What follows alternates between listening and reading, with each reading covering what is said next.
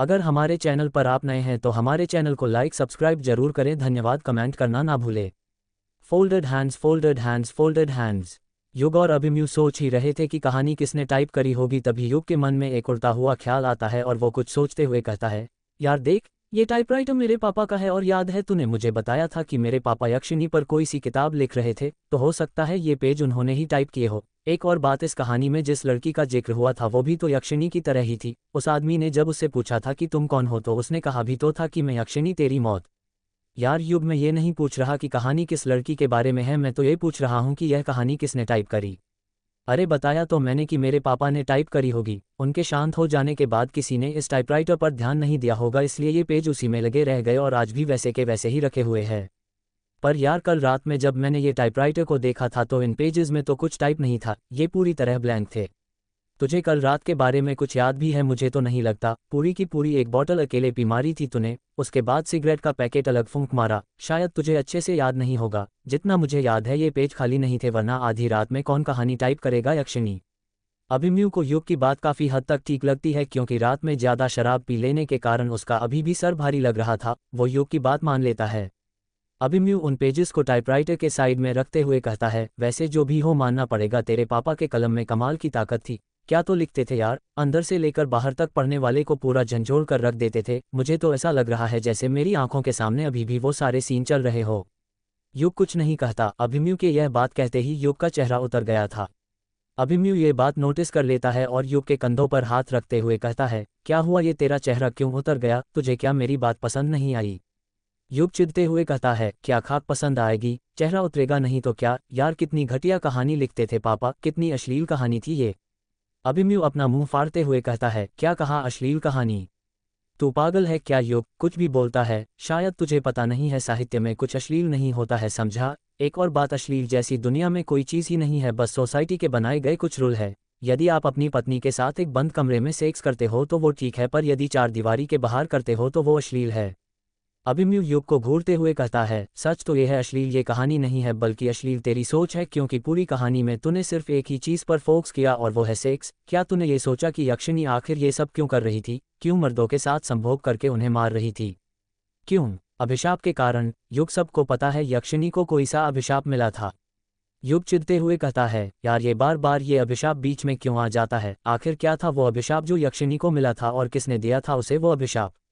पता नहीं, किसी को नहीं पता, पर जितना मुझे लगता है शायद वो अभिशाप तेरे पापा को पता था। युग हैरानी के साथ कहता है, क्या कहा मेरे पापा को?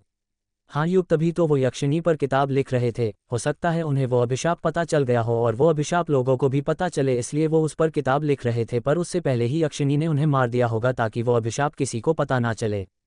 हाँ यार हो सकता है, मैंने तुझे बताया था ना, ट्रेन में मुझे एक बूढ़ा मिला था। अभिमन्यु कुछ याद करते हुए कहता है, हाँ बताया था तूने मुझे उस बूढ़े के बारे में।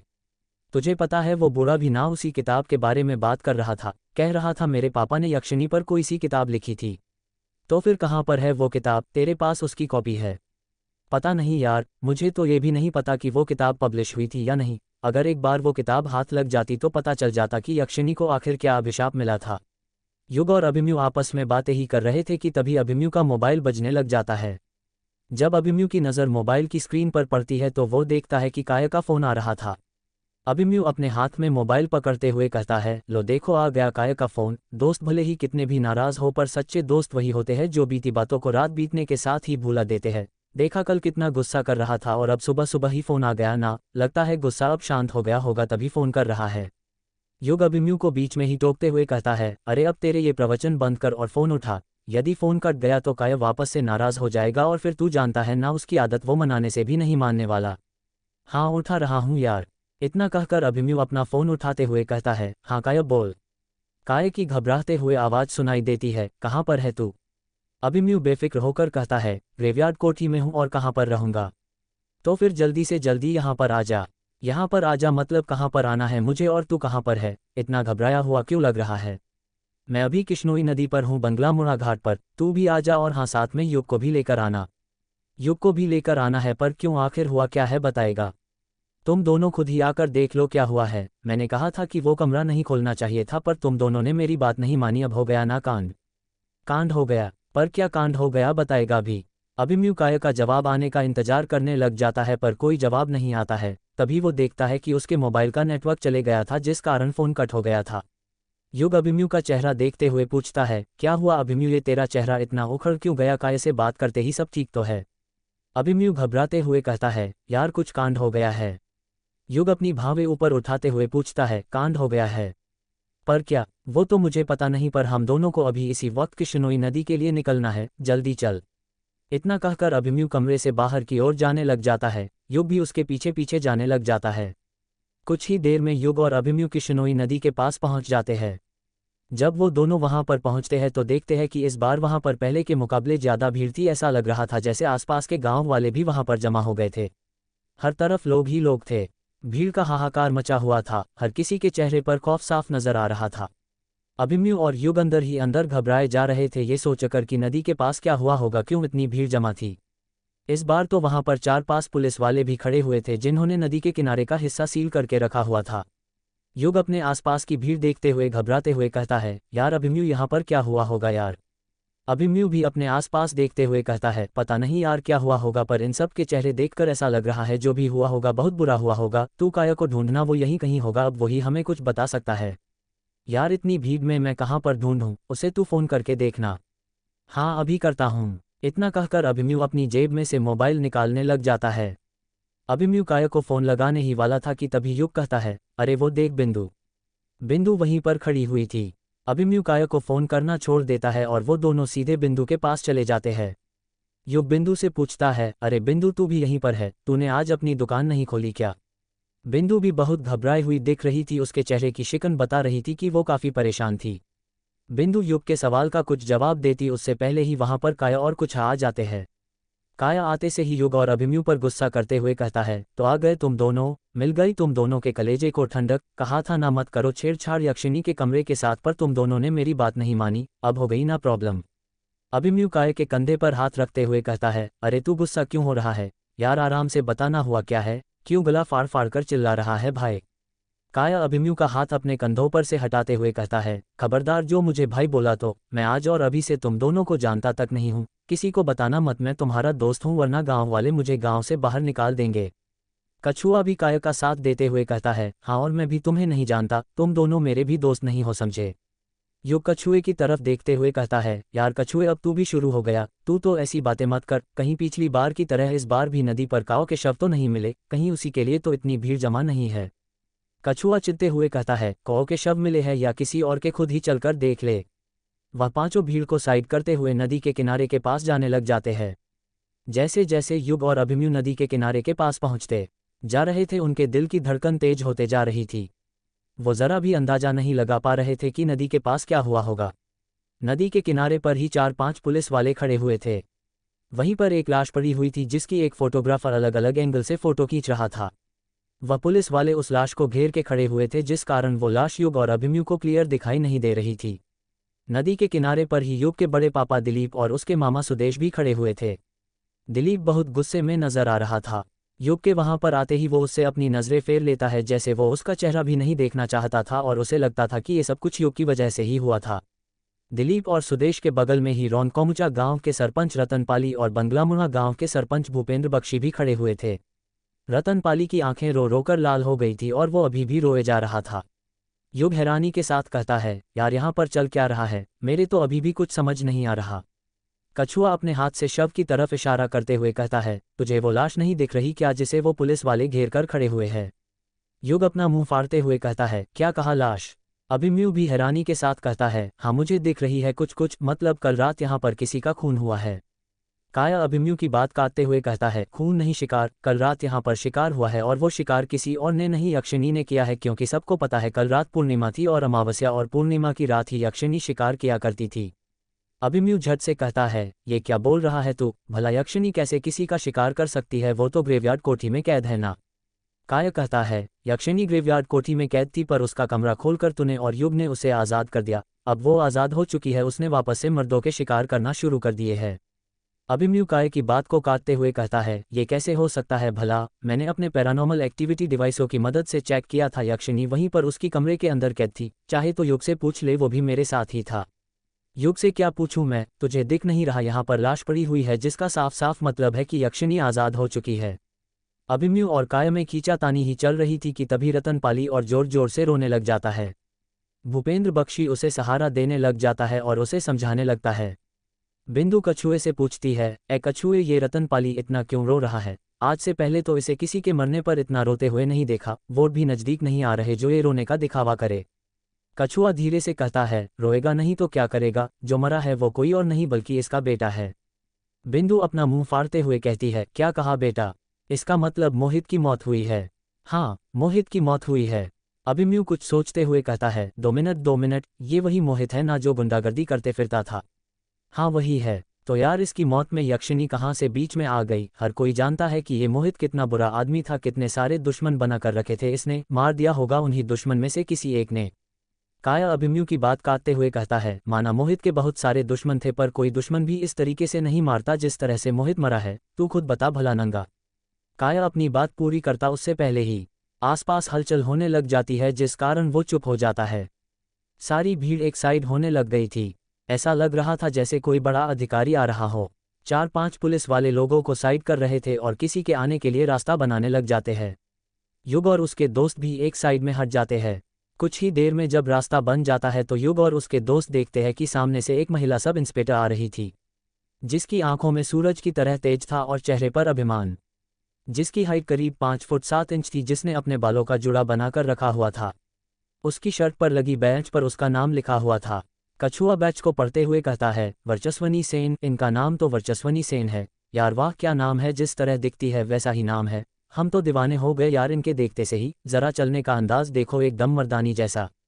बिंदु मुंह बनाते हुए कहती है, कछुए यहाँ पर कोई मरा पड़ा है और तुझे तेरी लव स्टोरी की पड़ी है। वर्चस्वनी सेन की न्यू ज्वाइनिंग हुई थी मेहंदी पथार के पुलिस स्टेशन में। वर्चस्वनी सेन के पीछे ही हवलदार चाली चल रहा था। उसकी उम्र करीब 45 साल थी और उसके बाल सफ़ेद होने शुरू हो गए थे। चाली मेहंदी पथार का सबसे पुराना हवलदार था और आसपास के गांव की सारी बातें जानता था। वर्चस्वनी और चाली लाश के पास पहुंच जाते हैं। वह 4 पुलिस वाले जो पहले से उस लाश को घेर कर खड़े हुए थे, जब वे साइड हटते हैं तो वो लाश क्लियर दिखने लग जाती है। जब युग और अभिमन्यु की नज़र उस लाश पर पड़ती है तो उनकी आंखें फटी की फटी रह जाती है, उन्हें अपनी आंखों पर यकीन नहीं होता है। नदी के किनारे पर एक काले आदमी की लाश पड़ी हुई थी जो कि पूरी तरह नग्न अवस्था में थी। उसके हाथ पर खरोंच के निशान थे और सीने पर रामरो नरामरो खरोंचा हुआ था। उसके सीने का दिल गायब था। इस आदमी की लाश का हुलिया हूबहू वैसा ही था जैसे युग और अभिमन्यु ने टाइपराइटर के अंदर जो पेज थे उस कहानी में पढ़ी थी। इस आदमी की भी मौत ठीक उसी तरह की हुई लग रही थी जैसा उन्होंने कहानी में पढ़ा था। युग और अभिमन्यु मन ही मन सोचने लग जाते हैं, ये कैसे पॉसिबल है, जो कहानी हमने पढ़ी थी वो सच कैसे हो सकती है। एप 37 तहकीकात। युग और अभिमन्यु उस लाश को देखकर इतने शॉक्ड हो गए थे कि उनके मुंह से एक शब्द तक नहीं निकल पा रहा था। उन्हें तो अभी भी अपनी आंखों पर यकीन नहीं हो रहा था कि उनके सामने वैसी ही एक लाश पड़ी हुई थी जैसी उन दोनों ने कहानी के अंदर पड़ी थी। उस आदमी की नग्न लाश के पास बहुत सारी मक्खियां भीन भीनाने लग गई थी। धीरे धीरे अब उस लाश ने सड़ना शुरू कर दिया था। वर्चस्वनी और चाली उसी नग्न लाश के पास खड़े हुए थे। वर्चस्वनी बड़े गौर से उस नग्न लाश को ऊपर से लेकर नीचे तक देखे जा रही थी। चाली तो उस लाश को देख भी नहीं पा रहा था, उसे बहुत घिन आ रही थी उस लाश को देखकर। चाली ने अपने हाथों से अपना मुंह बंद कर लिया था।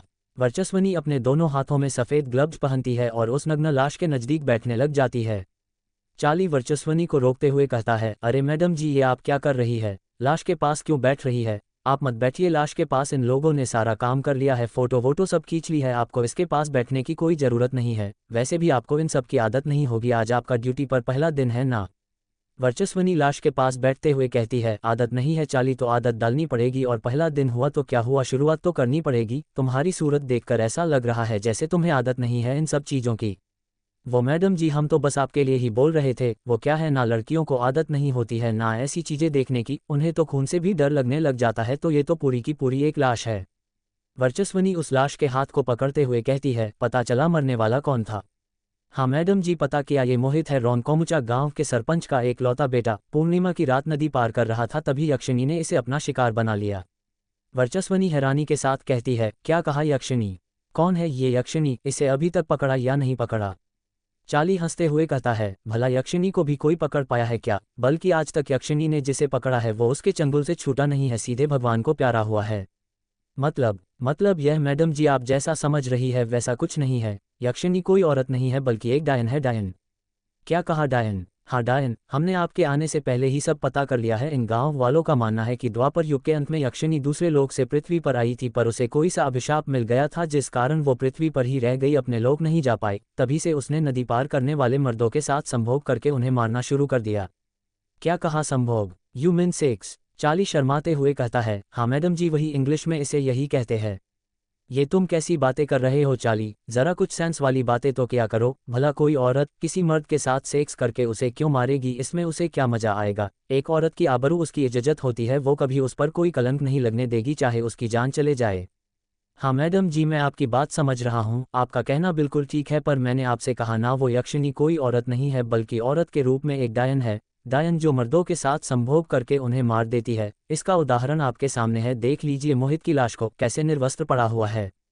वर्चस्वनी लाश के हाथ को पकड़ते हुए कहती है, इसके हाथ पर लगी खरोंच को देखकर लगता है कि ये काम किसी जानवर का है, किसी खूंखार जानवर का, या फिर ये भी हो सकता है कि किसी दुश्मन ने मौके का फायदा उठाते हुए दुश्मनी निकाली हो और किसी ऐसे खंजर से वार किया हो ताकि सारा शक खूंखार जानवर पर जाए। चार्ली वर्चस्वनी की बात का कुछ जवाब नहीं देता, क्योंकि उसने अपने मन में यह बात ठान ली थी कि ये काम यक्षिनी का ही था। वर्चस्वनी कहती है, तुमने आसपास अच्छे से छानबीन करी, किसी और के पैरों के निशान या कुछ सुराग मिले? नहीं मैडम, बस इसी के पैरों के निशान थे, और हाँ, इसने जो दारू पी थी वो बोतल भी मिली नदी पर तैरते हुए, उस पर भी सिर्फ इसी के निशान मिले हैं। इसका मतलब है ये नशे में था, तब तो खूनी को और आसानी हुई होगी इसे मारने में। वर्चस्वनी मोहित की लाश की तरफ देखती है और फिर अपनी नज़रें नदी के किनारे पर फिराते हुए कहती है, हो सकता है चार्ली की मोहित नदी में नहाने आया हो, तभी किसी ने इस पर हमला कर दिया हो। वो हमलावर कोई भी हो सकता है, कोई इंसान भी और कोई खूंखार जानवर भी।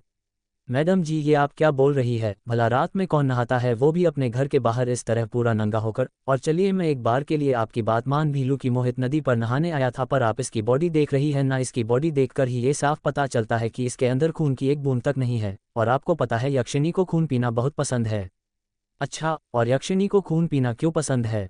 चार्ली अपना सिर खुजाते हुए कहता है, अब वो तो हमें नहीं पता, वो तो यक्षिनी से ही पूछना पड़ेगा। तो फिर यक्षिनी को पकड़ो। वर्चस्वनी की बात सुनकर चार्ली डरने लग जाता है, उसके हाथ कांपने लग जाते हैं। वर्चस्वनी चार्ली से बातें ही कर रही थी कि तभी उसकी नज़र बंगलामुरा घाट के पास फैले काला झाड़ी जंगल पर पड़ती है, और वो उस जंगल की तरफ उंगली करते हुए कहती है, हो ना हो ये किसी खूंखार जानवर का काम है। ये जो जंगल फैला हुआ है, बता सकते हो कितने इलाके तक फैला होगा? चार्ली भी काला झाड़ी जंगल की ओर उंगली करते हुए कहता है, मैडम जी, ये जो आप जंगल देख रही है ना, ये काला झाड़ी जंगल है जो करीब 30 किलोमीटर तक फैला हुआ है।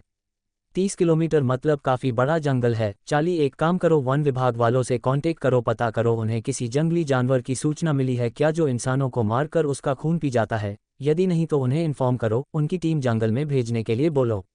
जी मैडम, मैं बोलता हूँ।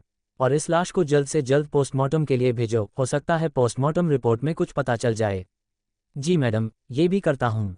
वर्चस्वनी लाश की सूरत को देखते हुए कहती है, इस मोहित की जन्म कुंडली भी निकालो, सूरत से ही लग रहा है जैसे बहुत पाप किए हो इसने। मुझे इसके बारे में हर एक जानकारी चाहिए कि ये रात में कहाँ से आ रहा था, कहाँ जा रहा था, क्या करता है, कौन कौन दोस्त है और कौन कौन दुश्मन, सब कुछ समझे। आज शाम तक इसकी सारी डिटेल्स मेरी डेस्क पर होनी चाहिए।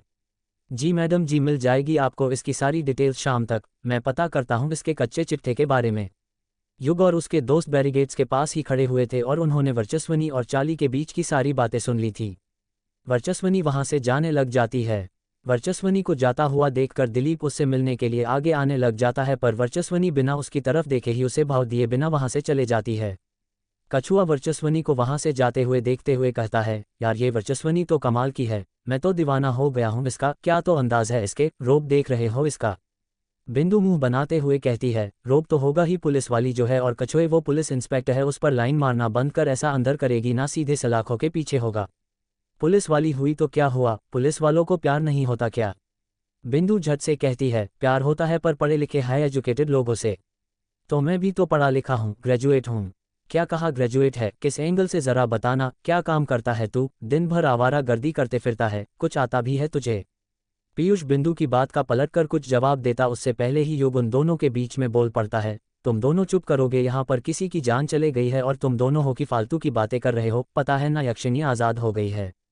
काय युग पर गुस्सा करते हुए कहता है, क्या कहा युग, तूने यक्षिनी आज़ाद हो गई? तो अब तू भी इन बातों पर यकीन करने लग गया। इतने दिन से बोल रहा था कि दरवाजे के साथ छेड़छाड़ मत करो, पर तूने और अभिमन्यु ने हमारी बात नहीं मानी। अब हो गई ना प्रॉब्लम खड़ी, हो गई ना यक्षिणी आज़ाद, मिल गया सुकून। युग कुछ नहीं कहता क्योंकि वो अपने किए पर शर्मिंदा था। कछुआ काय का साथ देते हुए कहता है, तुम्हें क्या पता कितना अच्छा आदमी था ये, मोहित फ्री की पिलाता था हमें। कल ही की तो बात है जब हंसता हुआ देखा था हमने इसे, और आज देखो कैसे बेसुध होकर पड़ा हुआ है, बेचारा। काया अभिमन्यु की तरफ देखते हुए बोलता है, अभिमन्यु तू क्यों चुप है, अब बोलना कुछ, बोलता क्यों नहीं, क्या हुआ तेरे पैरानॉर्मल डिवाइसों का, तूने तो कहा था कि यक्षिणी वहीं कैद है, फिर ये बता ये मोहित का खून किसने कर दिया। अभिमन्यु कहता है, क्या बोलूं यार, मेरे तो खुद समझ नहीं आ रहा कि मेरे डिवाइस गलत अंदाजा कैसे लगा सकते हैं। काया अपने हाथ से मोहित की लाश की तरफ इशारा करते हुए कहता है, तेरे पैरानॉर्मल डिवाइस भी तेरी तरह ही गलत है समझा तू, वो देख सामने पड़ी है मोहित की लाश। अभिमन्यु धीरे से कहता है, उसकी लाश को क्या देखूं, मेरे पास तो पूरी स्क्रिप्ट रखी है कि यक्षिणी ने उसे कैसे मारा था। काया हैरानी के साथ कहता है, क्या कहा तूने, स्क्रिप्ट रखी है मतलब। अभिमन्यु काया के सवाल का जवाब देते हुए कहता है, यार कल रात ना हमें एक टाइपराइटर मिला। अभिमन्यु ने इतना ही कहा था कि तभी वहां पर युग के बड़े पापा दिलीप और उसके मामा सुदेश आ जाते हैं, जिसे देखकर वो चुप हो जाता है। युग को छोड़कर बाकी सब दिलीप को नमस्ते करने लग जाते हैं, पर दिलीप युग के दोस्तों के नमस्ते का कुछ जवाब नहीं देता है, वो बड़े गुस्से में दिख रहा था। दिलीप अपनी बड़ी बड़ी आंखों से युग को घूरते हुए कहता है, तो देख लिया अपनी आंखों से, कहा था कोठी बंद कर दो पर तूने मेरी बात नहीं मानी, कोठी खोली तो खोली, साथ में वो दरवाजा भी खोल दिया जहां पर यक्षिणी कैद थी। युग दिलीप की बातों का कुछ जवाब नहीं देता है, उसे पता था इस बार उसकी ही गलती थी, तो उसके बड़े पापा का गुस्सा होना लाजमी था। दिलीप अपनी बात को जारी रखते हुए कहता है, मुझे तो लगता है तू आया ही इस मकसद से था, यक्षिणी को आज़ाद करवाने। कुछ सालों पहले तेरा बाप भी इसी मकसद से आया था, गांव को बर्बाद करने। बड़ी मुश्किल से शांति आई थी गांव में, पर तूने वापस से उस शांति को भंग कर दिया। तुम दोनों बाप बेटों को शांति पसंद ही नहीं है। ये बात सुनकर युग को गुस्सा आ जाता है, वो कुछ बोलने ही वाला था कि तभी सुदेश अपने चेहरे पर झूठी मुस्कान लाते हुए कहता है, अरे जीजा जी आप गुस्सा क्यों होते हैं, अब जो हुआ सो हुआ, बीती बातों को भूल जाए, उसी में भलाई होती है। अब वो दरवाजा खुल गया है तो उसे हम वापस से बंद कर देते हैं। दिलीप सुदेश पर भी गुस्सा करते हुए कहता है, वो तेरे घर का दरवाजा नहीं है कि जब मन किया तब खोल लो और जब मन किया बंद कर दो। यक्षिणी कैद थी वहां पर, अब दरवाजा बंद करने से भी कुछ नहीं होने वाला है। सब खत्म हो गया, तीनों धर्मगुरुओं की कुर्बानी व्यर्थ चले गई। तुझे पता है ना, अपनी जान देकर उन तीनों धर्मगुरुओं ने वो दरवाजा लगाया था, पर इसने सारी मेहनत एक ही पल में बर्बाद कर दी। दिलीप का गुस्सा देखकर युग के दोस्त भी बहुत घबरा गए थे। कछुआ तो मन ही मन यही सोच रहा था कि कहीं युग के बड़े पापा उसे भी लपेटे में ना ले ले। दिलीप वहां से जाते हुए कहता है, अच्छा हुआ हमने पहले ही इसके बाप से रिश्ते तोड़ दिए, वरना हमारी अभी और बदनामी होती। इतना कहकर दिलीप वहां से चले जाता है। दिलीप के पीछे पीछे ही सुदेश भी वहां से चले जाता है। कछुआ युग को देखते हुए कहता है, यार ये तेरे बड़े पापा तो तुझ पर कुछ ज्यादा ही फट रहे थे। काया झट से कहता है, फटेंगे नहीं तो क्या यार, इसने काम ही कुछ ऐसा किया है। अभिमन्यु मामले को शांत करते हुए कहता है, यार बस अब जो हुआ सो हुआ, उसे भूल जाओ, अब ये सोचो आगे क्या करना है। काया बिचकते हुए कहता है, आगे क्या करना है मतलब यक्षिणी का क्या करना है, वरना आने वाली अमावस्या की रात फिर किसी का शिकार होगा, इसलिए बेहतर यह है कि उससे पहले ही हम उसे पकड़ ले और कैद कर ले। युग धीरे से कहता है, और वो कैसे करेंगे, हम यक्षिणी को कैद कैसे करेंगे। पता नहीं। काया उन दोनों को बीच में टोकते हुए कहता है, ये तुम दोनों क्या बकवास कर रहे हो, पता भी है ना किसे पकड़ने की बात कर रहे हो। वो यक्षिणी है, यक्षिणी एक डायन, और ये भी सही है, पहले खुद उसे आज़ाद करवाओ फिर वापस से कैद करके हीरो बन जाओ। तुम दोनों को हीरो बनना है तो बनो, मैं तो तुम्हारे अब किसी काम में साथ नहीं देने वाला, आज से मेरे रास्ते अलग और तुम्हारे अलग। कछुआ भी काया का साथ देते हुए कहता है, मेरे भी, मैं तो अब उस कोठी में दोबारा फिर कभी ना जाऊं। अभिमन्यु उन दोनों को समझाते हुए कहता है, यार ये कैसी बात कर रहे हो तुम दोनों, दोस्त ऐसे थोड़ी होते हैं जो अपने दोस्तों को मुसीबत में अकेला छोड़ दे। माना हमने गलती करी तुम दोनों को वो दरवाजे वाली बात ना बताकर, पर हमने माफ़ी मांगी ना, तो क्या तुम दोस्त होकर हमें माफ़ नहीं कर सकते। युग भी काया और कछुए को मनाते हुए कहता है, हाँ यार सॉरी भाई, यार आज के बाद कुछ नहीं छुपाएंगे, प्रॉमिस, बस इस बार साथ दे दो। सच्चे दोस्त वही होते हैं जो मुसीबत में पीठ दिखाकर नहीं भागते हैं, और मुझे पता है तू और कछुआ मेरे पक्के दोस्त हो, कभी मेरा साथ नहीं छोड़ोगे। युग की बातों ने काया का दिल पिघला दिया था, पर अभी भी वो नाराज होने का नाटक रहा था। बिंदु बड़े प्यार से काया से कहती है, प्लीज़ काया अब तुम मान जाओ ना, देखो युग को अपने किए पर शर्मिंदा है, और जिसे अपनी गलती का एहसास हो जाता है उसे हमें माफ़ कर देना चाहिए। बिंदु के कहने पर काया युग को माफ़ कर देता है और अपने चेहरे पर मुस्कान लाते हुए कहता है, ठीक है मैं तैयार हूँ तुम लोगों का साथ देने के लिए, बोलो क्या करना है। अभिमन्यु अपने आसपास देखते हुए कहता है, पहले तो हमें यहाँ से निकलना है, यदि किसी ने हमारी बातें सुन ली तो और मुसीबत खड़ी हो जाएगी। एक काम करते हैं, ग्रेवयार्ड कोठी में चलकर ही बात करते हैं कि अब आगे क्या करना है। युग अभिमन्यु से सहमत होते हुए कहता है, हाँ ठीक है। बिंदु कहती है, तो ठीक है, तुम लोग ग्रेवयार्ड कोठी जाओ और मैं अपनी दुकान जाती हूँ। काया उदास होते हुए कहता है, अरे बिंदु तुम जा रही हो? हाँ जाना पड़ेगा, दुकान पर माँ अकेली है, पर तुम लोग फिक्र मत करो, मुझे जैसे ही फुर्सत मिलेगी मैं जल्द आने की कोशिश करूंगी। इतना कहकर बिंदु वहां से चले जाती है। बिंदु के जाते ही युग, कछुआ, काया और अभिमन्यु भी अपने कदम ग्रेवयार्ड कोठी की ओर बढ़ाने लग जाते हैं। इस तरफ रौनकोमुचा गांव में हवेली के अंदर जानकी, रजनी, अमोदिता और बल्लू काका एक साथ बैठक घर में खड़े हुए थे। चारों के चेहरे पर परेशानी साफ झलक रही थी। जानकी घबराते हुए कहती है, क्या ये खबर पक्की है बल्लू काका? F38 कॉन्केस्ट मी ही। बल्लू काका जानकी के सवाल का जवाब देते हुए कहते हैं, हाँ बड़ी मालकिन, खबर पक्की है। यक्षिणी आज़ाद हो गई है और इस बार उसने आते से ही किसी ऐसे वैसे को शिकार नहीं बनाया है, बल्कि अपने रौनकोमुचा गांव के सरपंच रतनपाल के बेटे मोहित को बनाया है। रजनी अपना मुंह फाड़ते हुए कहती है, क्या बात कर रहे हैं बल्लू काका आप उसी मोहित की बात कर रहे हैं ना, जिसके रिश्ते की बात एक बार अमोदिता के साथ चली थी, पर उस मोहित ने मना कर दिया था, ये कहकर कि आपकी बेटी काली है इसलिए मैं उससे शादी नहीं कर सकता। कल मोहित ने खुद का चेहरा तो देखा नहीं, खुद की सूरत तो डामर जैसी थी, और आया बड़ा मेरी बेटी को काला बोलने वाला। अच्छा ही हुआ जो यक्षिणी ने उसे मार दिया। रजनी मन ही मन फुसफुसाते हुए धीरे से कहती है, वरना मैं उसे अपने काले जादू से मार देती। जानकी रजनी को टोकते हुए कहती है, ये तुम कैसी बातें कर रही हो रजनी, भले ही मोहित कैसा भी इंसान हो पर जान होती है। यक्षिणी ने उसे मारकर ठीक नहीं किया, पता नहीं क्या मिलता है उसे मर्दों को मारकर। बल्लू काका और बातें बताते हुए कहते हैं, हम तो सुने हैं कि कोई नई स्पेक्टराइन आई थी, क्या नाम है उसका? बड़ी कठिन नाम है, हमसे तो लिया भी नहीं जाता। हाँ वर्चस्वनी यही नाम था उस स्पेक्टराइन का, वही तहकीकात कर रही है इस केस की। वो शहर से आई है ना, इसलिए यक्षिणी पर यकीन नहीं कर रही थी, पर देखना बड़ी मालकिन उसे भी यकीन हो ही जाएगा जल्द ही, जब आने वाली अमावस्या को यक्षिणी किसी को अपना दूसरा शिकार बनाएगी। जैसे ही बल्लू काका ये बात बोलते हैं, जानकी के मन में युग का ख्याल आने लग जाता है और वो घबराते हुए कहती है, मेरा बेटा युग, वो ठीक तो है ना बल्लू काका? उसे तो यक्षिणी ने कुछ नहीं किया।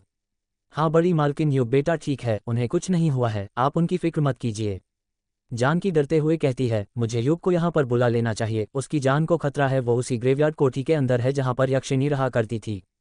अमोदिता भी जानकी का साथ देते हुए कहती है, हाँ बुआ आप ठीक कहती है, हमें युग जी को यहाँ पर बुला लेना चाहिए, वो यहाँ पर अच्छे से रहेंगे, उन्हें कोई दिक्कत नहीं होगी, सारी सुख सुविधाएं मिल जाएगी।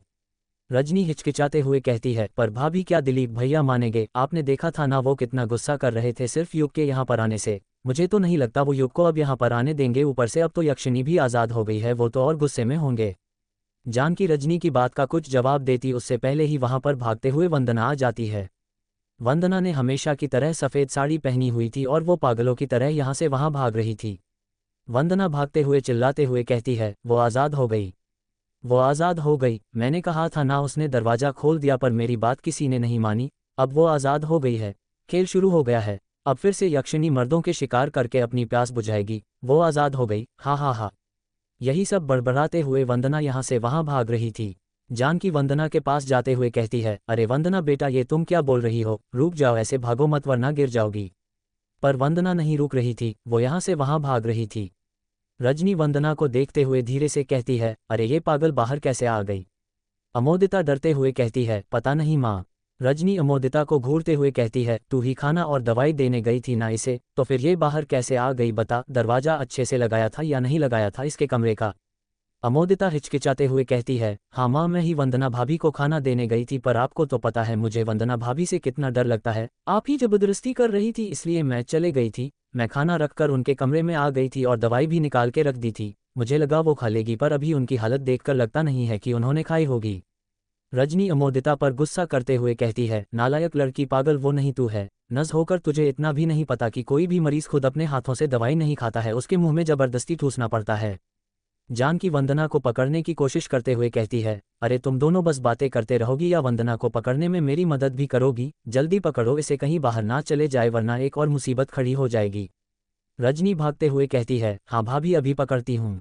जानकी, रजनी, अमोदिता और बल्लू काका मिलकर वंदना को पकड़ने लग जाते हैं, पर वंदना उनके हाथ नहीं लग रही थी, वो यहाँ से वहाँ उन्हें नचाई जा रही थी।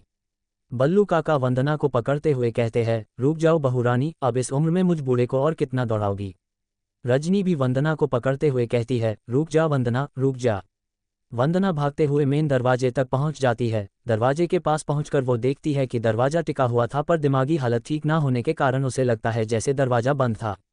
वो वहीं पर खड़ी हो जाती है। जानकी अपने कदम वंदना के पास बढ़ाते हुए कहती है, रुक जाओ वंदना, रुक जाओ, तुम एक अच्छी लड़की हो ना, और अच्छी लड़की इस तरह से बर्ताव नहीं करती। वंदना गुस्से से कहती है, वो आज़ाद हो गई है और अब अगला नंबर युग का है। वो युग को छोड़ेगी नहीं, वो युग को भी मार देगी, देख लेना, वो उसे भी मार देगी, ठीक उस तरह जिस तरह उसके बाप को मारा था। जैसे ही वंदना यह बात बोलती है, उसकी बात सुनकर वहां पर खड़े सभी लोग दंग रह जाते हैं। सबके होश उड़ गए थे। जानकी जहां पर थी वहीं पर रुक गई थी, जैसे कि यह बात वंदना ने बोलकर उसके पैरों तले की जमीन खिसका दी थी। वंदना दरवाजे पर खड़ी ही थी कि तभी एक हवा का झोंका आता है, जिस कारण दरवाजा खुल जाता है। जैसे ही वंदना देखती है कि दरवाजा खुला हुआ है, वो झट से दरवाजा खोलकर बाहर भागने के लिए अपने कदम घर की दहलीज के बाहर रखने लग जाती है। वंदना वहां से भागने ही वाली थी कि तभी वहां पर दिलीप और सुदेश आ जाते हैं। दिलीप वंदना को भागते हुए देख उसका हाथ पकड़ लेता है। वंदना गुस्से से कहती है, छोड़ मेरा हाथ, छोड़, जाने दे मुझे यहाँ से। दिलीप वंदना का हाथ नहीं छोड़ता, वो भी वंदना को गुस्से से देखे जा रहा था। रजनी अमोदिता से कहती है, अरे नालायक लड़की, तू खड़ी क्या है, जल्दी जा और बेहोशी इंजेक्शन लेकर आ। अमोदिता वहां से इंजेक्शन लेने के लिए चले जाती है। वंदना गुस्से से कहती है, तू नहीं छोड़ रहा है ना, मेरा हाथ मत छोड़, वो भी तुझे नहीं छोड़ेगी, देख लेना तेरा भी नंबर आएगा, युग के बाद तेरा ही नंबर है, युग तो मरेगा, साथ में तू भी मरेगा, वो किसी को नहीं छोड़ेगी, इस बार वो दोनों गांव से मर्दों का नामो निशान मिटाकर ही जाएगी। वंदना की बात सुनकर तो पहले दिलीप भी डर जाता है, पर घर में उसका रौब बना रहे और किसी को उसके डर के बारे में पता ना चले, इसलिए वो जानबूझकर गुस्सा दिखाते हुए कहता है, इस पागल को कमरे से बाहर किसने निकाल दिया।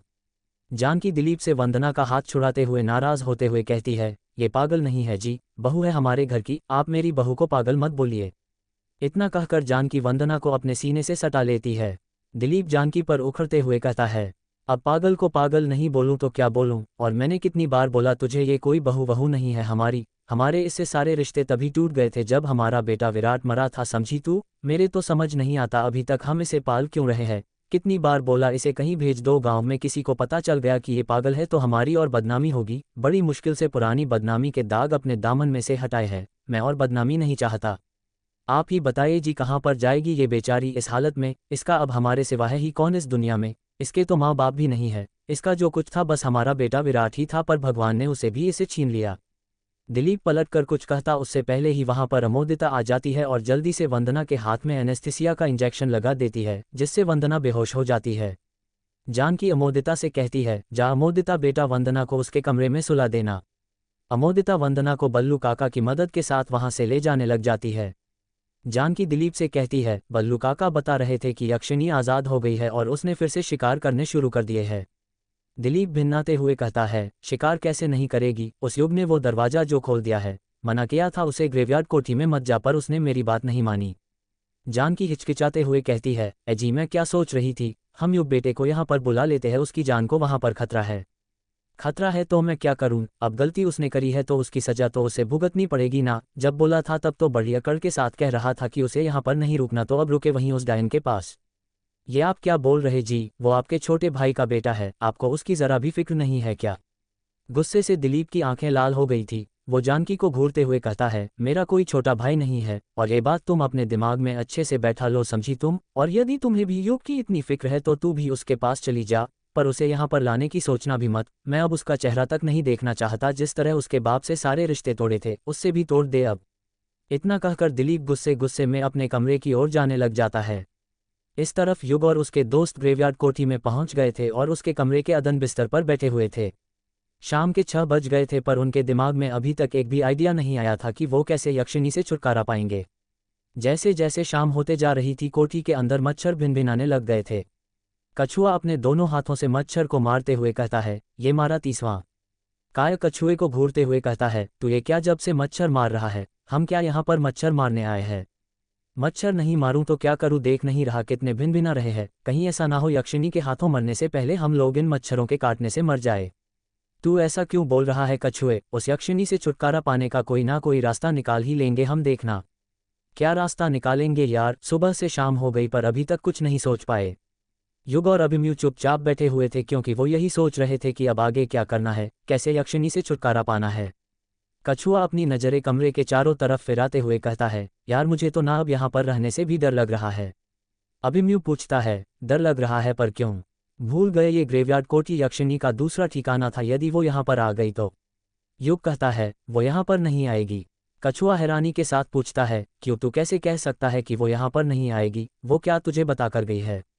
युग कुछ सोचते हुए कहता है, बताकर तो नहीं गई है, पर जैसा कि तुम लोगों ने बताया था कि यक्षिणी सिर्फ पूर्णिमा और अमावस्या की रात ही शिकार किया करती थी, तो पूर्णिमा के 15 दिन बाद अमावस्या आती है, तो यदि वो अपने वादे की पक्की होगी तो अगला शिकार वो अमावस्या की रात में ही करेगी।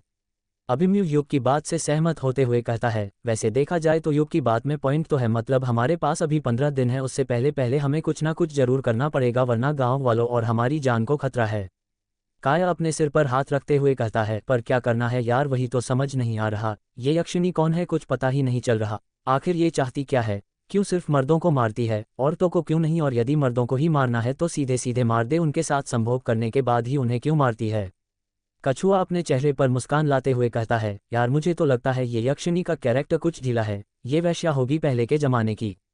अभिमन्यु कछुए पर गुस्सा करते हुए कहता है, ए कछुए, कैरेक्टर यक्षिणी का नहीं बल्कि तेरा ढीला होगा, समझा तू? बोलने के पहले जरा कुछ सोच तो लिया कर कि किसके बारे में बोल रहा है और क्या बोल रहा है। तुझे पता है ना, यक्षिणी दूसरे लोक से आई थी और वो किसी देवी की तरह थी, फिर भी तू उसके बारे में ऐसी गंदी बातें कर रहा है।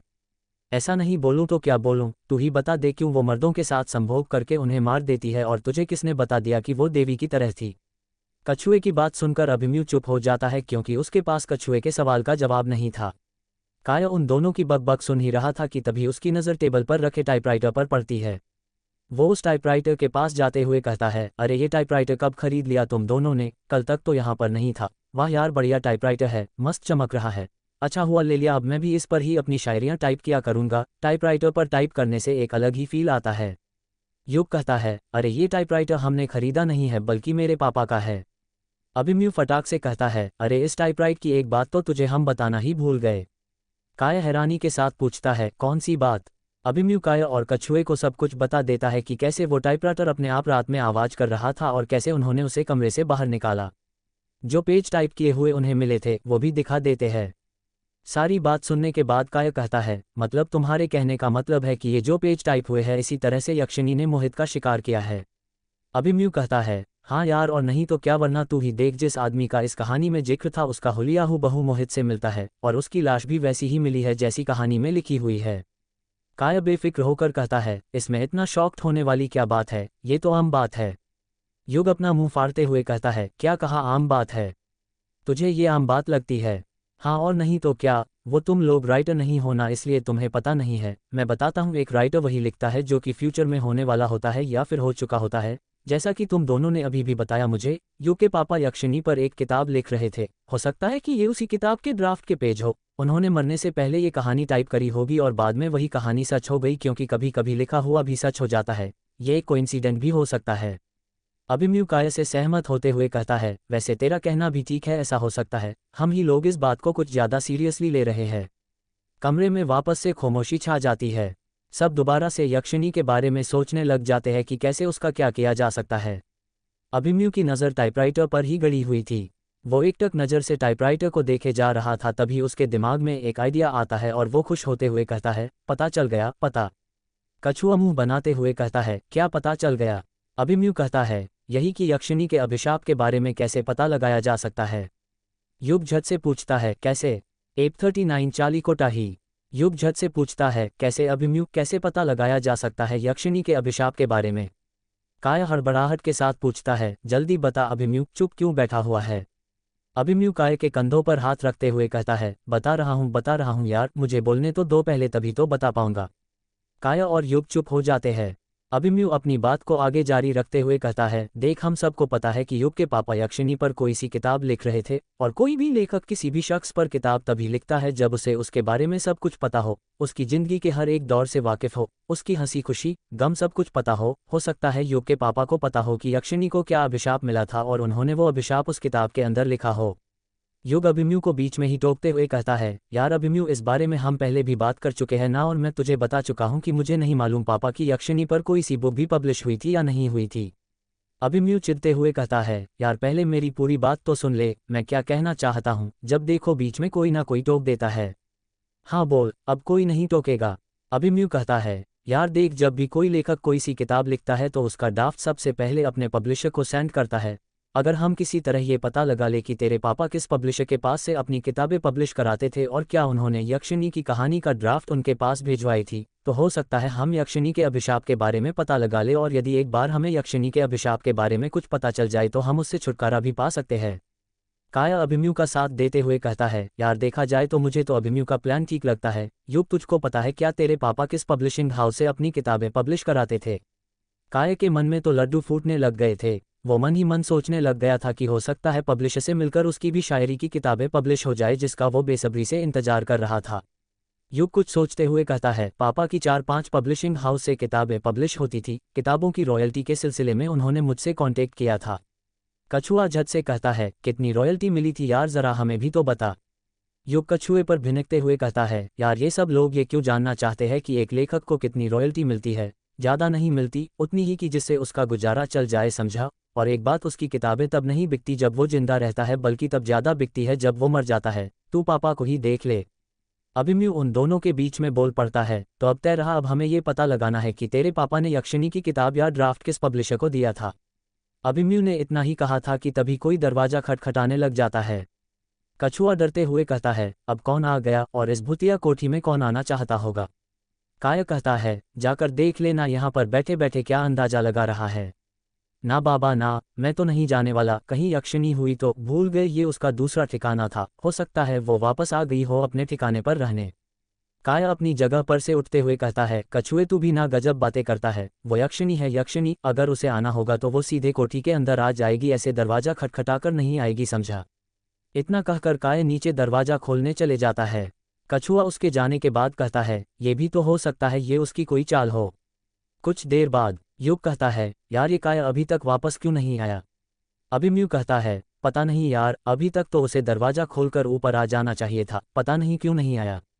कछुआ घबराते हुए कहता है, मैंने कहा था ना, ये यक्षिणी की कोई चाल भी हो सकती है। देखा, काया यक्षिणी की चाल में फंस गया।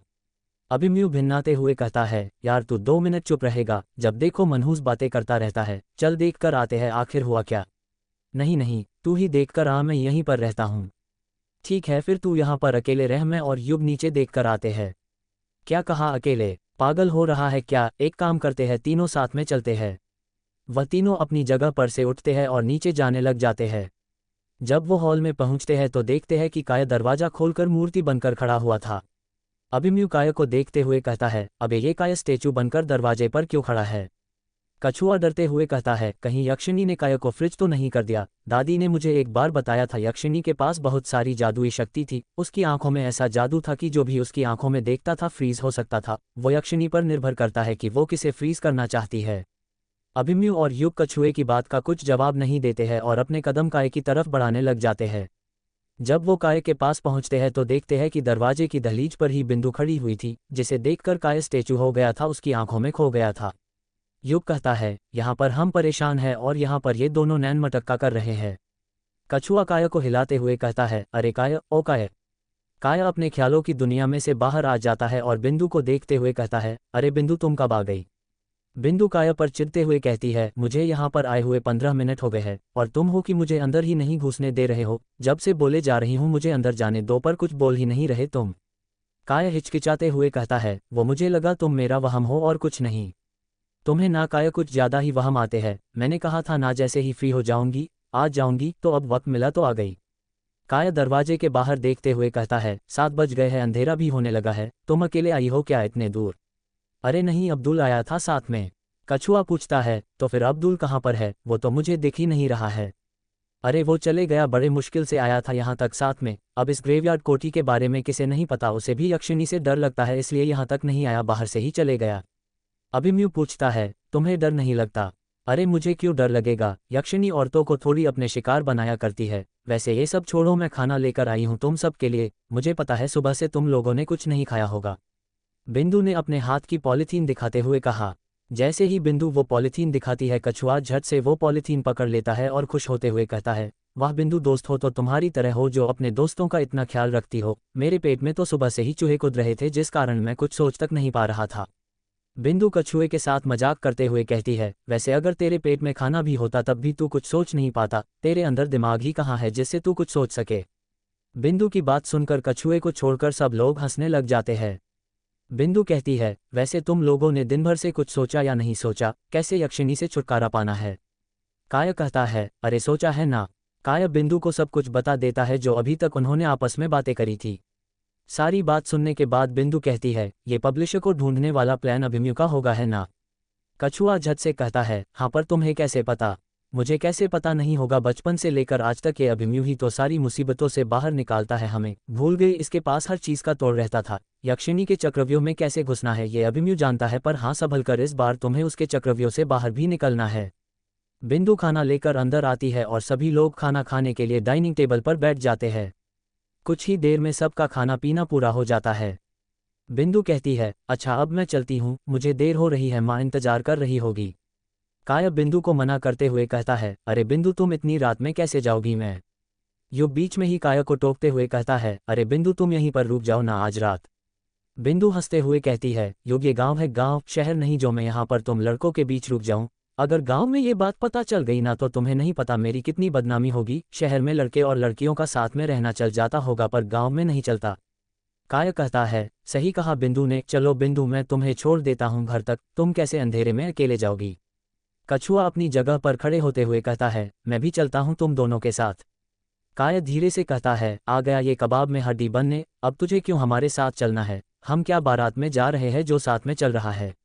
अरे बारात में नहीं पर जंगल तो जा रहे हो ना, तो अकेले कैसे जाएगा तू। मैं साथ चल देता हूँ अगर तुझे अंधेरे से डर लगा तो। क्या कहा, अंधेरे से मुझे डर लगता है। मुझे डर लगता है या तुझे। सही सही बता, तू आज रात कोठी में नहीं बिताना चाहता इसलिए हमारे साथ चल रहा है ना। तुझे डर लग रहा है ना कहीं यक्षिणी तुझे अपना अगला शिकार ना बना ले। कछुआ अपने चेहरे का डर छुपाते हुए कहता है, नहीं नहीं ऐसी कोई बात नहीं है, वो तो बस ऐसे ही मैं तुम्हारे साथ चलना चाहता था, सोचा तुम्हें रास्ते में कंपनी दे दूंगा वरना बोर हो जाओगे। बिंदु कछुआ और काया पर भिन्नाते हुए कहती है, तुम दोनों यहाँ पर बैठे बैठे बातें ही करते रहोगे कि मुझे घर तक छोड़ भी दोगे, मुझे देर हो रही है। काया कहता है, हाँ चल रहे हैं ना। काया और कछुआ बिंदु को घर छोड़ने के लिए कोठी से निकल जाते हैं। अभिमन्यु और युग बहुत थक चुके थे इसलिए वो दोनों भी सोने चले जाते हैं। इस तरफ मेहंदी पथार पुलिस स्टेशन में वर्चस्वनी पुलिस स्टेशन के अंदर कुर्सी पर बैठी हुई थी, तभी वहां पर चाली आता है। चाली के हाथों में एक फाइल थी। चाली वो फाइल वर्चस्वनी को देते हुए कहता है, ये लीजिए मैडम जी, पोस्टमार्टम रिपोर्ट आ गई। बड़ी देर कर दी पोस्टमार्टम रिपोर्ट लाने में। तुम पोस्टमार्टम रिपोर्ट लेने गए थे कि बनाने गए थे। वो मैडम क्या है ना, मैं रास्ते में रुक गया था। क्या कहाँ रुक गए थे, पर कहाँ पर। वो मैं ना इस मोहित की जन्म कुंडली निकाल रहा था तो उसी सिलसिले में लोगों से पूछताछ करने लग गया था। तो फिर कुछ पता चला या नहीं। पता चला ना, सब कुछ पता चल गया मैडम जी। ये जो मोहित है ना बड़ा ही बदमाश था, अपनी पत्नी को छोड़कर सारी औरतों के साथ अवैध संबंध बनाकर रखे थे इसने। मतलब ये मोहित शादीशुदा था। हाँ मैडम जी, और इसकी एक नहीं दो शादियां हुई है। पहली वाली पत्नी जलकर मर गई थी। अब वो जलकर मरी थी या उसे जलाकर मारा गया था, ये राज तो उसकी मौत के साथ ही दफन हो गया। और ये जो दूसरी वाली पत्नी है ना सुधा, सुनने में आया है कि ये मोहित उसे भी बहुत मारा करता था। जैसे ही रात होती थी पीना चालू कर देता था और मारपीट चालू। बड़ी परेशान थी। मैं तो उसका बयान लेने भी गया था, बड़ी खुश नजर आ रही थी। मुझे तो ऐसा लग ही नहीं रहा था कि पति की मौत का उसे जरा सा भी गम था। वर्चस्वनी कुछ सोचते हुए कहती है, खुश क्यों नहीं होगी, उसे रिहाई जो मिल गई। वैसे भी ऐसे पति का मर जाना ही ठीक है जो अपनी पत्नी को मारता हो। कहीं इस सुधा ने ही तो अपने घर वालों से बोलकर मोहित को नहीं मरवा दिया। नहीं मैडम ऐसा नहीं हो सकता, सुधा के तो बस पिता ही है, वो भी बहुत बुरा, बड़ा लाचार है वो। वर्चस्वनी पोस्टमार्टम रिपोर्ट पढ़ते हुए कहती है, इस पोस्टमार्टम रिपोर्ट में तो किसी के भी फिंगरप्रिंट के निशान नहीं मिले। मैडम मिलेंगे भी कैसे, आखिर उसे यक्षिणी ने जो मारा है। वर्चस्वनी चिढ़ते हुए कहती है, चाली तुम फिर शुरू हो गए। ये गांव में ना यही प्रॉब्लम होती है, एक ना एक कहानी तो होती ही है जिसकी आड़ में छुपकर लोग अपनी जाति दुश्मनी निकालते रहते हैं और लोगों को मारते रहते हैं। इस सब कांड के पीछे जरूर कोई ना कोई शख्स ही है। ये आप किस गारंटी से कह रही है मैडम कि इस सब के पीछे कोई शख्स है। सुबह तक तो आप कह रही थी कि ये सब कोई खूंखार जानवर भी कर सकता है, अब एकदम से किसी शख्स पर कैसे आ गई।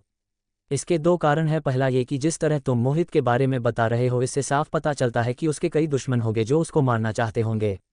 हाँ मैडम जी, इसके तो कई लोगों के साथ झगड़े थे, कईयों की जमीन गैर कानूनी तरीके से हथिया कर रखी थी इसने। दूसरा कारण क्या है।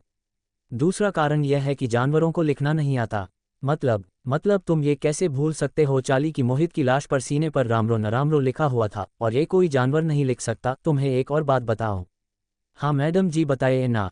इस पोस्टमार्टम रिपोर्ट के मुताबिक ये रामरो नरामरो नाखूनों से लिखा गया है, ये खरोंच नाखून के है। क्या? हाँ चाली, ये रामरो नरामरो का क्या मतलब हो सकता है? तुम्हें पता है इस बारे में कुछ? हाँ मैडम पता है मुझे। क्या पता है तुम्हें रामरो नरामरो के बारे में? एप 41 अनबलीवेबल। यामिनी हंसते हुए कहती है, अरे बाबू अब यही तो होता है आजकल के रिश्तों में। लड़का लड़की एक दूसरे से मिलते हैं, उनके बीच वो सब होता है, फिर किसी ना किसी बात पर झगड़ते हैं, फिर वो एक दूसरे को छोड़ देते हैं। पर आप फिक्र मत कीजिए, मैं आपको कभी छोड़कर नहीं जाऊंगी, अगर आप चाहेंगे भी तब भी नहीं। युग हकलाते हुए कहता है, क्या कहा तुमने? जो आपने अभी अभी सुना वही कहा मैंने। अभी आपने ही तो कहा ना कि मैं आपकी दोस्त हूं। और आपको एक बात पता है, प्यार के रिश्ते भले ही टूट जाते हैं पर दोस्ती के रिश्ते कभी नहीं टूटते हैं। वो सिर्फ 7 जन्म नहीं बल्कि हर जन्म तक चलते हैं। हर जन्म तक साथ चलते हैं। पर मैंने सुना है इंसान के तो सिर्फ 7 जन्म ही होते हैं ना। ये किसने कहा बाबू आपसे? इंसान जितने चाहे उतने जन्म ले सकता है। ये जीवन मरण का चक्र चलता रहता है जब तक उसे मुक्ति नहीं मिल जाती। आप ये कैसे भूल सकते हैं? बिल्ली खुद 9 जन्म लेती है, उसके पास पूरी 9 जिंदगियां होती है। 9। यामिनी की बात सुनकर युग हैरान हो जाता है। उसके समझ नहीं आ रहा था यामिनी उससे ये कैसी बातें कर रही थी। यामिनी युग की आंखों में देखते हुए कहती है, वैसे बाबू आपको प्यास लगी थी ना? जैसे ही यामिनी यह बात बोलती है युग को फिर से प्यास लगने लग जाती है, वरना वो तो भूल ही गया था कि उसे प्यास भी लगी थी।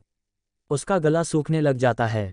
युग अपने गले पर हाथ रखते हुए कहता है, हाँ पर तुम्हें कैसे पता मुझे प्यास लगी थी? बाबू मेरा नाम यामिनी है यामिनी, और यामिनी को सब पता है। आप ना ज़्यादा सवाल मत पूछिए, आप बहुत सवाल करते हैं। चलिए मैं आपको पानी पिलाती हूँ। पानी पिलाती हूँ मतलब मैं खुद पी लूँगा। यामिनी पानी कहाँ है ये बताओ। यामिनी हंसते हुए कहती है, बाबू लगता है आपकी आंखों में मोतियाबिंद हो गया है। इतना सारा पानी है नदी में और आप मुझसे पूछ रहे हैं पानी कहाँ पर है। मतलब मुझे नदी का पानी पीना है। आप ऐसा क्यों बोल रहे हैं बाबू? पुराने जमाने में सब नदी का पानी ही पीते थे, वो तो मिनरल वाटर आ गया इसलिए अब लोग कतराते हैं। पर आज तक जितना ज़्यादा शुद्ध पानी नदी का होता है उतना मिनरल वाटर का भी नहीं समझे आप। चलिए मैं पिलाती हूँ आपको पानी। अरे नहीं नहीं मैं पी लूँगा। ठीक है आप खुद ही पी लीजिए। यामिनी फुसफुसाते हुए कहती है, देखती हूँ मेरी इजाज़त के बिना आप पानी कैसे पी सकते हैं। युग नदी के पास नीचे झुकता है और अपने हाथ में नदी का पानी लेने लग जाता है। जब वो नदी का पानी अपनी दोनों हथेली में लेता है तो देखता है कि उसमें मिट्टी आ गई थी, जिस कारण वो उसे पी नहीं सकता था। वो दोबारा दूसरा पानी लेता है पर उसमें भी मिट्टी आ जाती है। वह बार बार अपनी हथेली में पानी ले रहा था पर हर बार उसमें मिट्टी आ रही थी। युग खुद से कहता है, अरे ये हो क्या रहा है, मेरे हाथों में बार बार ये मिट्टी क्यों आ रही है? बाबू तभी तो मैंने कहा था मैं पिला देती हूँ पानी। किश्नोई नदी का पानी पीना इतना आसान नहीं है। जिस तरह पेड़ पौधों को प्यार से पाला जाता है उसी तरह नदी को भी प्यार से पाला जाता है। यह अपने मालिक का स्पर्श पहचानती है, समझे आप? युग मन ही मन कहने लग जाता है। इसने फिर अपनी बकवास शुरू कर दी। यामिनी नदी के पास बैठती है, अपने हथेली में पानी लेती है और वही पानी युग की हथेलियों में डालने लग जाती है। युग हैरान था ये सोचकर कि यामिनी के हाथों में मिट्टी क्यों नहीं आई थी। जब युग वो पानी पीता है तो उसे एक अलग ही एहसास होता है। आज तक उसने इतना मीठा पानी पहले कभी नहीं पिया था। उसकी प्यास तो एक घूंट से ही मिट गई थी पर वो फिर भी यामिनी के हाथों से और पानी पीना चाहता था। यामिनी भी अपने हथेलियों में पानी लेकर उसे पानी पिलाने लग जाती है। पानी पीते वक्त युग की आंखें यामिनी की आंखों से मिली हुई थी। ना जाने क्या जादू था यामिनी की आंखों में जिसमें युग डूब गया था। यामिनी की आंखों में वह दरिया था जिसकी गहराई में युग अपनी एक्स गर्लफ्रेंड शालिनी को भूल गया था। यामिनी हंसते हुए कहती है, अरे बाबू अब बस भी कीजिए वरना पानी पीते पीते आपका पेट फट जाएगा। यामिनी के हंसने पर युग पानी पीना बंद कर देता है और सीधे खड़ा हो जाता है। युग यामिनी की तरफ देखते हुए कहता है, वैसे तुमने सही कहा था यामिनी, जो बात नदी के पानी में है वो मिनरल वाटर में भी नहीं। इतना मीठा पानी मैंने आज तक नहीं पिया था। युग यामिनी के जवाब आने का इंतजार करने लग जाता है पर यामिनी कुछ नहीं कहती है। युग काफ़ी हैरान होता है इस बात से, क्योंकि पिछली 2-3 मुलाकातों में जब भी युग यामिनी से मिला था यामिनी उसकी हर बात का कुछ ना कुछ जवाब देती थी। पहली बार ऐसा हुआ था कि यामिनी ने युग की बात का कुछ जवाब नहीं दिया था। अचानक से यामिनी के हंसते हुए चेहरे पर परेशानी आ गई थी। उसे अंदर ही अंदर कोई बात बेचैन करने लग जाती है। युग यामिनी के चेहरे की ये बेचैनी पढ़ लेता है और यामिनी से पूछता है, क्या हुआ यामिनी, तुम कुछ परेशान लग रही हो, कोई बात है क्या? यामिनी अपने आसपास देखते हुए कहती है, कोई आ रहा है युग बाबू। युग अजीब सा मुंह बनाते हुए कहता है, कोई आ रहा है पर कौन? युग अपने चारों तरफ नजरें फिराते हुए कहता है, मुझे तो कोई आता हुआ दिखाई नहीं दे रहा। तुम्हें कौन नजर आ रहा है और किसकी बात कर रही हो तुम? यामिनी काला झाड़ी जंगल की ओर इशारा करते हुए कहती है, इस ओर से युग बाबू, जंगल के अंदर से कोई आ रहा है। युग कुछ सोचते हुए कहता है, जंगल के अंदर से कोई आ रहा है, पर कौन, वो भी इतनी रात को? मुझे तो कोई दिखाई नहीं दे रहा। तुम्हें कोई कहाँ दिखाई दे रहा है? तुम्हारी तबीयत तो ठीक है ना यामिनी? रात के समय तुम्हारी नज़रों को कुछ होता तो नहीं है ना? यही सब बोलकर युग अपने कदम जिस ओर यामिनी ने इशारा किया था उस ओर बढ़ाने लग जाता है। युग काला झाड़ी जंगल की झाड़ियों के पास पहुंच गया था। उसे अभी भी समझ नहीं आ रहा था कि यामिनी किसकी बात कर रही थी। जब युग झाड़ियों के पास पहुंचता है तो देखता है कि झाड़ियों में हलचल हो रही थी। ये देखकर युग के भी रोंगटे खड़े हो जाता है। उसके समझ नहीं आता इतनी रात में जंगल के अंदर कौन होगा। कहीं कोई खूंखार जानवर तो नहीं या फिर यक्षिणी। झाड़ियों के अंदर और ज्यादा हलचल होने लग जाती है। युग की सांसें उस हलचल को देखकर थम सी गई थी। झाड़ियों में और तेज हलचल होने लग जाती है। जब झाड़ियों की हलचल खत्म होती है तो युग देखता है कि उसके सामने वर्चस्वनी और चाली खड़े हुए थे। उन्हें देखकर युग के जान में जान आ जाती है। युग अपने सीने पर हाथ रखते हुए कहता है, अरे आप लोग हैं, आपने तो मेरी जान ही निकाल दी थी। वर्चस्वनी युग को घूरते हुए कहती है, तुम कौन हो और इतनी रात में यहाँ पर क्या कर रहे हो? मैं युग हूँ और मैं यहाँ पर यामिनी। इतना कहकर युग वर्चस्वनी और चाली को यामिनी से मिलाने के लिए पीछे मुड़ने लग जाता है। जब वो पीछे मुड़ता है तो उसकी आंखें फटी की फटी रह जाती है। उसे अपनी आंखों पर यकीन नहीं होता है। यामिनी वहां से गायब हो चुकी थी। यामिनी वहां पर नहीं थी। युग मन ही मन सोचने लग जाता है, ये यामिनी कहाँ पर चले गई? अभी तो यहीं पर थी। वर्चस्वनी युग से पूछती है, कौन युग? युग वर्चस्वनी के सवाल का कुछ जवाब देता उससे पहले ही चाली कुछ याद करते हुए कहता है, कहीं तुम वही युग तो नहीं हो जिसने ग्रेवयार्ड कोठी का दरवाजा खोला है? युग अपने आप पर शर्मिंदा होते हुए कहता है, हाँ मैं वही युग हूँ जिसने ग्रेवयार्ड कोठी का दरवाजा खोला है। चाली अपने चेहरे पर हंसी लाते हुए कहता है, अरे मैडम जी, ये वही है जिसने यक्षिणी को आज़ाद किया है। मैंने आपको रास्ते में बताया था ना कि यक्षिणी को 13 साल पहले ग्रेवयार्ड कोठी में बंद कर दिया गया था, पर शहर से एक लड़का आया है जो कि ग्रेवयार्ड कोठी में जो लेखक रहते थे उनका बेटा है। ये वही है। दोनों गांव में खूब चर्चे है इसके। गांव वाले तो कब से इसे गांव से भगा देते, पर ये दिलीप जी के बेटे की तरह है ना, इसलिए कोई कुछ बोलता नहीं, डरते हैं सब दिलीप जी से। वर्चस्वनी युग से पूछती है, अच्छा तो तुम हो युग? मैंने तुमसे कुछ पूछा था, तुमने उसका जवाब नहीं दिया। युग अपने सिर पर हाथ रखते हुए कहता है, आपने कुछ पूछा था, पर क्या? यही कि तुम इतनी रात में यहाँ पर क्या कर रहे हो? युग के मन में ख्याल आता है कि वो उन दोनों को यामिनी के बारे में बताए, पर अगले ही पल वो समझ जाता है कि वो दोनों कभी उसकी बातों पर यकीन नहीं करेंगे। वैसे भी पुलिस वालों का काम होता है बेवजह शक करना। युग बहाना बनाते हुए कहता है, वो मैं यहाँ पर घूमने आया था। क्या है ना, शहर में कोई नदी कहाँ है और ऐसी हरियाली भी नहीं है, तो वही मौसम का लुत्फ उठाने आया था। वर्चस्वनी युग को घूरते हुए कहती है, बड़ा वक्त लगा ये बताने में कि तुम यहाँ पर घूमने आए हो। सच सच बताओ, तुम यहाँ पर घूमने आए हो या सुराग मिटाने? युग हैरानी के साथ कहता है, क्या सुराग मिटाने? ये आप क्या बोल रही है? और नहीं तो क्या? ये बताओ, इस पूरे जंगल में बस ये ग्रेवयार्ड कोठी ही है ना जहाँ पर लोग रहते हैं? आसपास और कोई घर नहीं है ना? हाँ, ये ग्रेवयार्ड कोठी ही है। ये नदी के पास भी है, तो हो सकता है कि तुमने ही मोहित को मारा हो। काफ़ी आसानी हुई होगी उसे मारने में। ये आप क्या बोल रही है? भला मैं मोहित को क्यों मारूंगा? मेरी उससे क्या दुश्मनी? मैं तो उसे जानता तक नहीं। देखिए, आप मुझ पर ऐसे बेवजह इल्जाम नहीं लगा सकती। मैं तो बस एक अंदाजा लगा रही थी। क्या करे, हम पुलिस वालों का काम होता है शक करना, हर एक शख्स को अपराधी की नज़र से देखना जब तक असली अपराधी पकड़ा ना जाए। वैसे जिस रात खून हुआ तब तुम कहाँ थे? मैं अपनी कोठी में ही थी। क्या कर रहे थे? सो रहा था। युग जानबूझकर उबासी लेते हुए कहता है, और अभी भी मुझे बहुत नींद आ रही है। आप दोनों जिसके लिए यहाँ पर आए थे वो कीजिए। मुझे तो अब बहुत नींद आ रही है, मैं निकलता हूँ, वरना मैं यहीं पर सो जाऊंगा। बड़ी खराब आदत है मेरी, मेरा नींद पर जरा सा भी काबू नहीं है। इतना कहकर बिना वर्चस्वनी का जवाब सुने हुए युग वहां से चले जाता है। वर्चस्वनी युग को रोकने का सोचती है, पर वो उसे जाने देती है, क्योंकि जिस काम के लिए वो नदी के पास आई थी वो करने में उसे देरी हो रही थी। युग के जाते ही चाली वर्चस्वनी से पूछता है, ये क्या मैडम जी, आप ये युग पर शक क्यों कर रही थी? वो तो बेचारा शहर से आया है, मुझे नहीं लगता वो मोहित का खून कर सकता है। भला उसका मोहित से क्या लेना देना?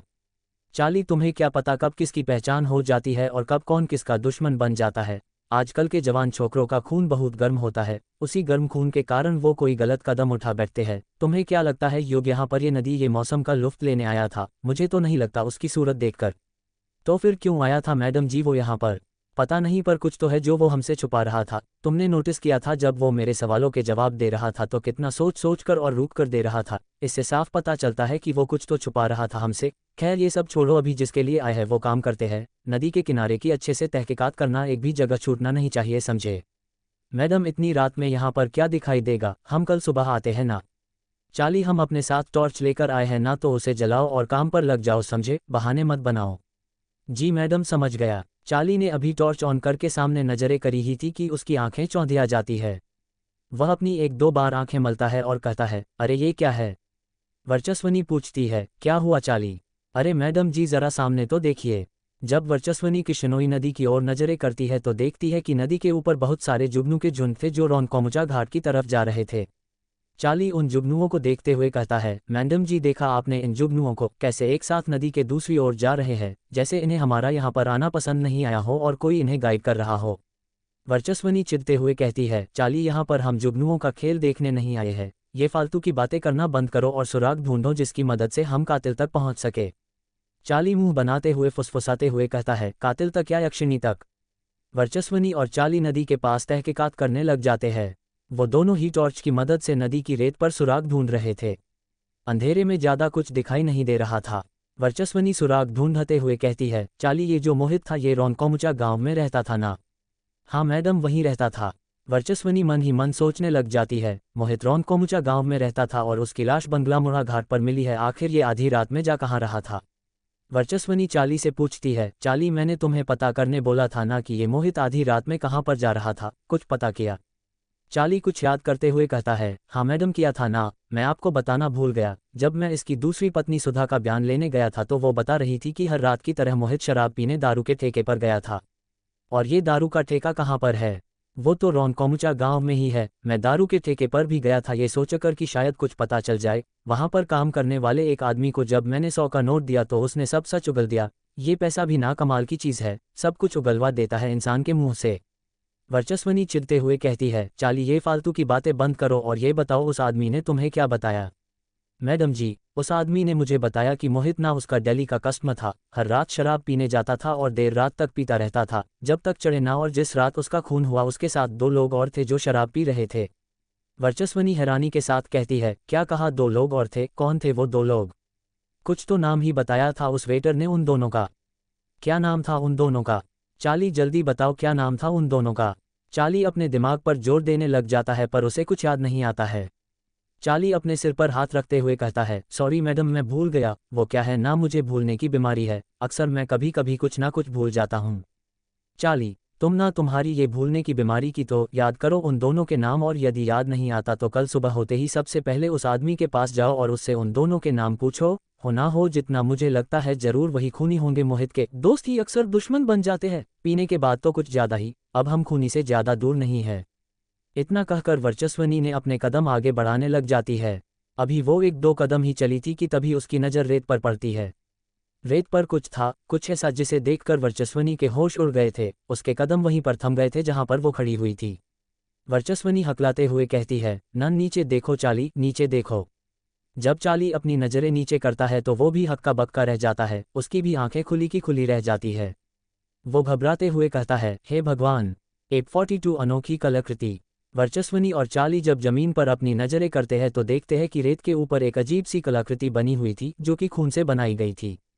एक गोला बनाया गया था और उसके अंदर एक स्टार बना हुआ था। स्टार के 6 खानों के अंदर 1 से लेकर 6 तक देवनागरी लिपि में गिनती लिखी गई थी। स्टार के बीचों बीच एक दीपक रखा हुआ था जो कि पूरी तरह काला पड़ गया था और बुझा हुआ था।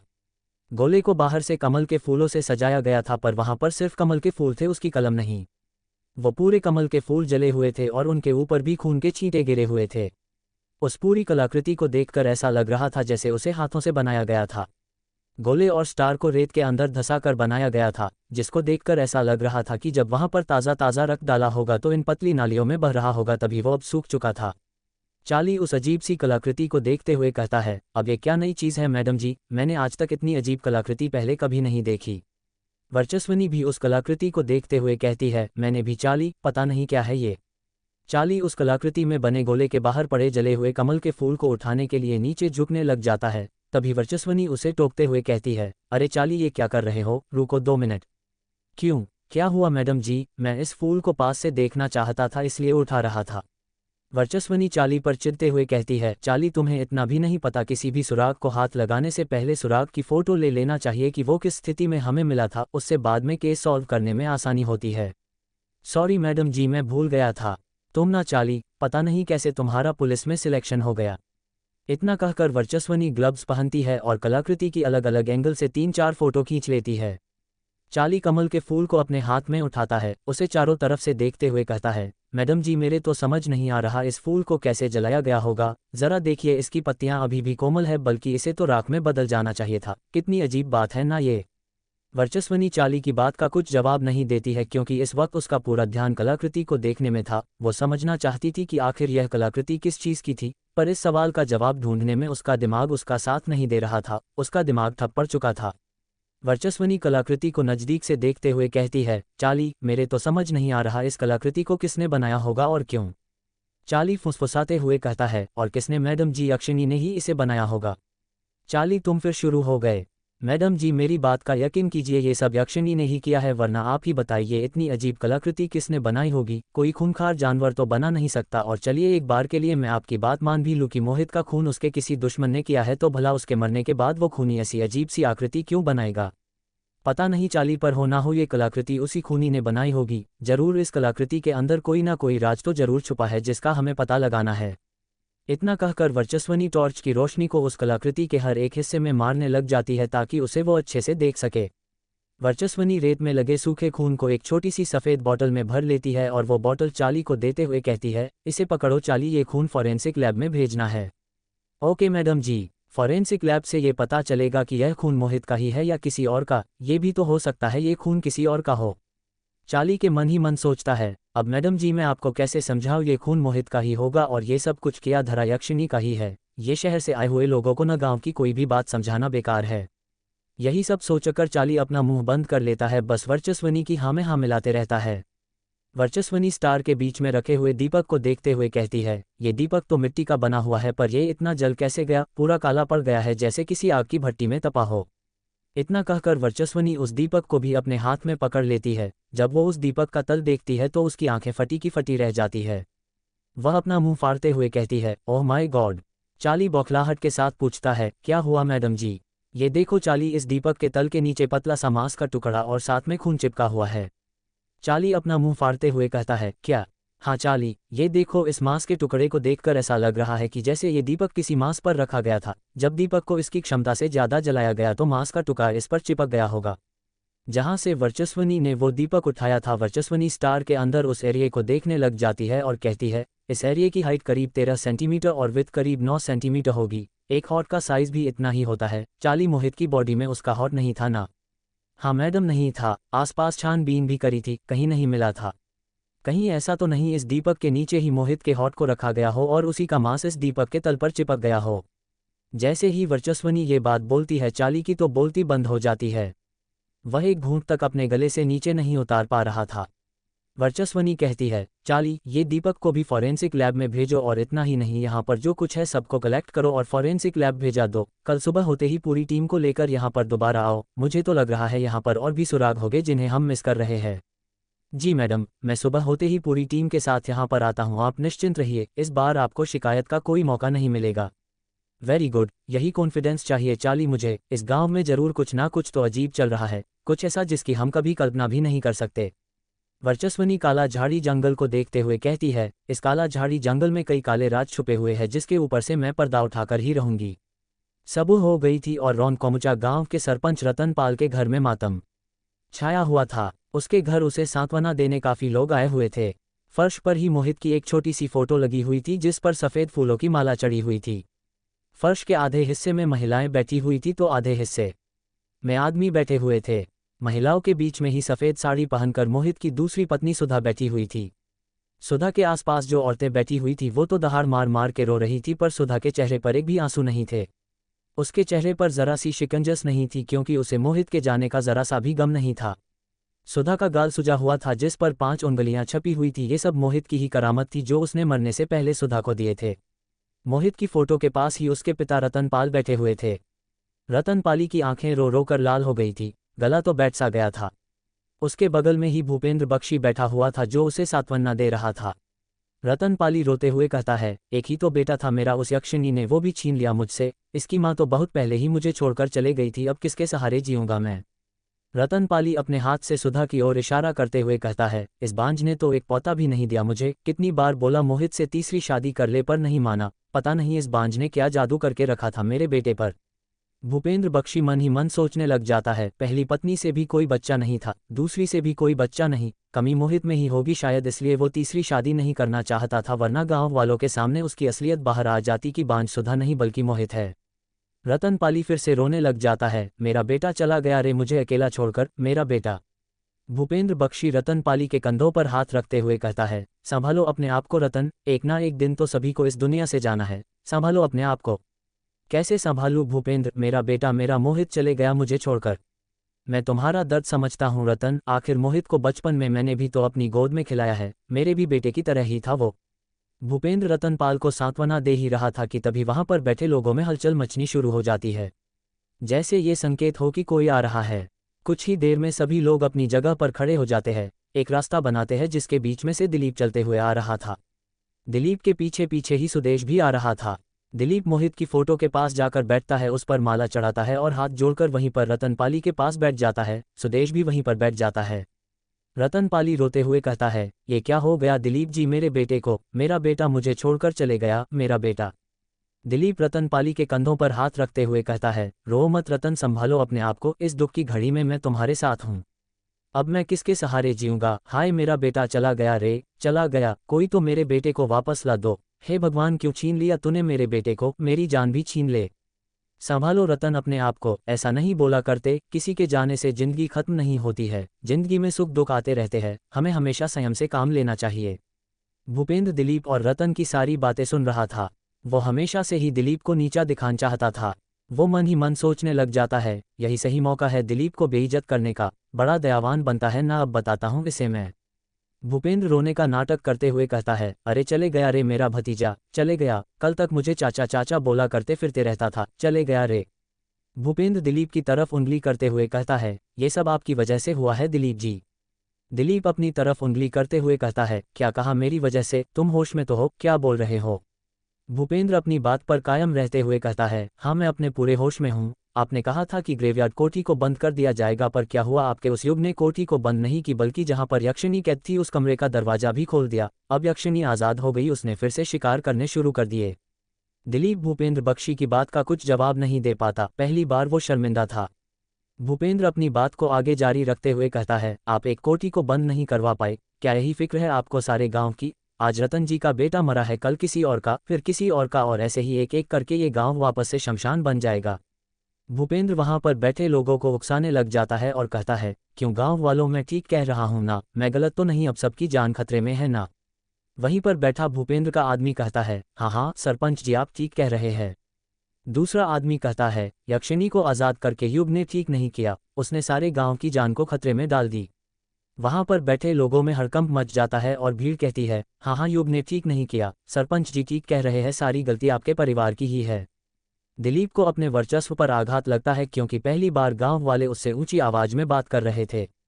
दिलीप गुस्से से कहता है, चुप हो जाए आप सब, मैं आपसे वादा करता हूं अगली अमावस्या आने से पहले तक उस यक्षिणी को वापस से कैद कर लिया जाएगा, और सिर्फ कैद ही नहीं, उसे ऐसी दुनिया में भेज दिया जाएगा कि वो दोबारा कभी यहाँ पर नहीं आ सकेगी। भूपेंद्र कहता है, पर कैसे दिलीप जी, उस यक्षिणी को कैसे कैद करेंगे आप दोबारा, पता है ना उन तीनों धर्मगुरुओं ने अपनी जान की कुर्बानी दी थी उस यक्षिणी को वहां पर कैद करने के लिए।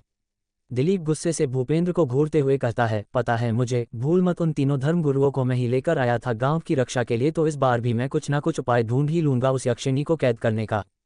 पर कब तक दिलीप जी, कहीं ऐसा न हो आने वाली अमावस्या को वो यक्षिणी किसी को अपना दूसरा शिकार बना दे और आप यूं ही हाथ पर हाथ रखकर बैठे रहे।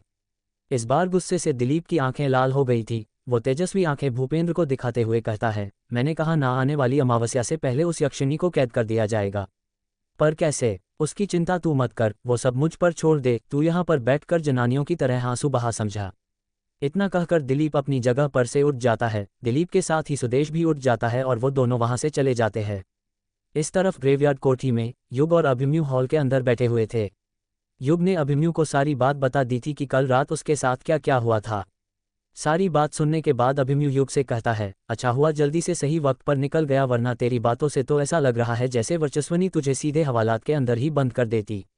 हाँ यार, तू नहीं जानता ये पुलिस वाले ना बेवजह लोगों को परेशान करते हैं पैसा खाने के लिए, तुझे पता है ये जो चाली है ना, मैंने तो कई बार इसे रिश्वत लेते हुए देखा है, और ऐसी वैसी जगह नहीं, दारू के ठेके पर ही जब देखो वहां पर बैठा रहता है ये। क्या बात कर रहा है यार। हाँ यार सच में यार, क्या ये वर्चस्वनी भी रिश्वत लेती है? उसका पता नहीं यार, वो नई नई आई है ना ड्यूटी पर शहर से, वैसे देखने से तो ईमानदार लगती है। पर तू ये सब छोड़ और ये बता पब्लिशर के नंबर निकाले या नहीं निकाले जिनके पास से तेरे पापा की बुक पब्लिश होती थी?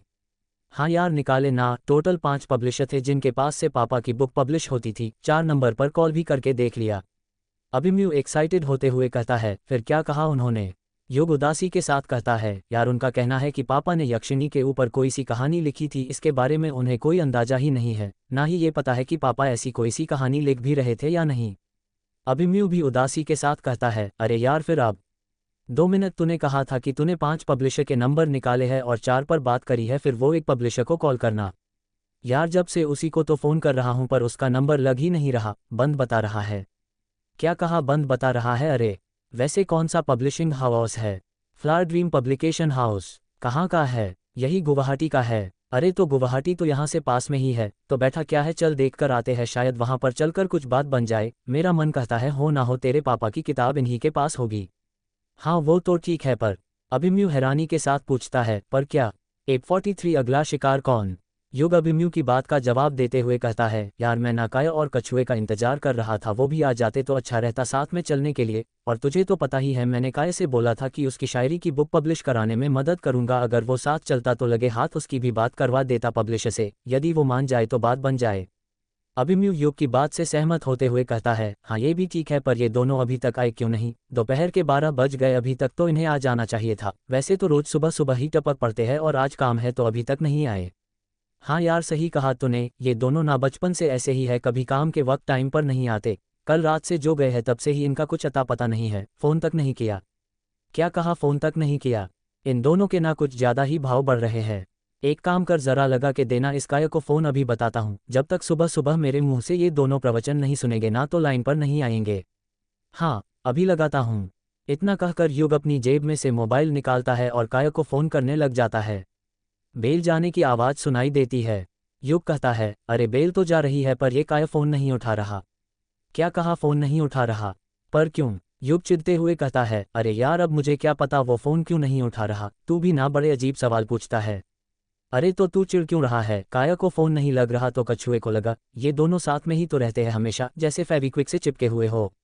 युग कछुए को फ़ोन करने लग जाता है। बेल जाने की आवाज़ सुनाई देती है। युग गुस्सा करते हुए कहता है, यार ये कछुआ भी फ़ोन नहीं उठा रहा। अभिमन्यु हैरानी के साथ कहता है, क्या कहा? कछुआ भी फ़ोन नहीं उठा रहा, पर क्यों? यार फिर वही सवाल, अब मुझे क्या पता। अभिमन्यु कुछ सोचते हुए कहता है, बड़ी अजीब बात है यार, ना ही काय फ़ोन उठा रहा है ना ही कछुआ, मुझे तो ना कुछ गड़बड़ लगती है। गड़बड़ लगती है? कैसी गड़बड़? कहीं ये दोनों अभी तक अपन दोनों ने यक्षिणी के कमरे का दरवाज़ा खोला था और उन्हें बताया नहीं था, इस बात को लेकर नाराज तो नहीं है? नहीं यार पागल हो रहा है क्या? ये दोनों बच्चे थोड़ी है अब जो पुरानी ही बात को लेकर बैठे और बेवजह नाराज होते रहे। हाँ यार तेरी भी बात ठीक है, पर फिर ये दोनों फ़ोन क्यों नहीं उठा रहे? अभिमन्यु कुछ सोचते हुए कहता है, कल रात ये दोनों बिंदु को उसके घर छोड़ने गए थे ना, उसको फ़ोन करके देख, शायद उसे कुछ पता हो। युग खुश होते हुए कहता है, हाँ यार अच्छा याद दिलाया, अभी फ़ोन करता हूँ। इतना कहकर युग ने बिंदु का नंबर अपने मोबाइल पर निकाला ही था कि तभी कोई दरवाजे पर दस्तक देता है। कोई जोर जोर से दरवाज़ा खटखटा रहा था। अभिमन्यु दरवाजे की तरफ देखते हुए कहता है, अब कौन आ गया?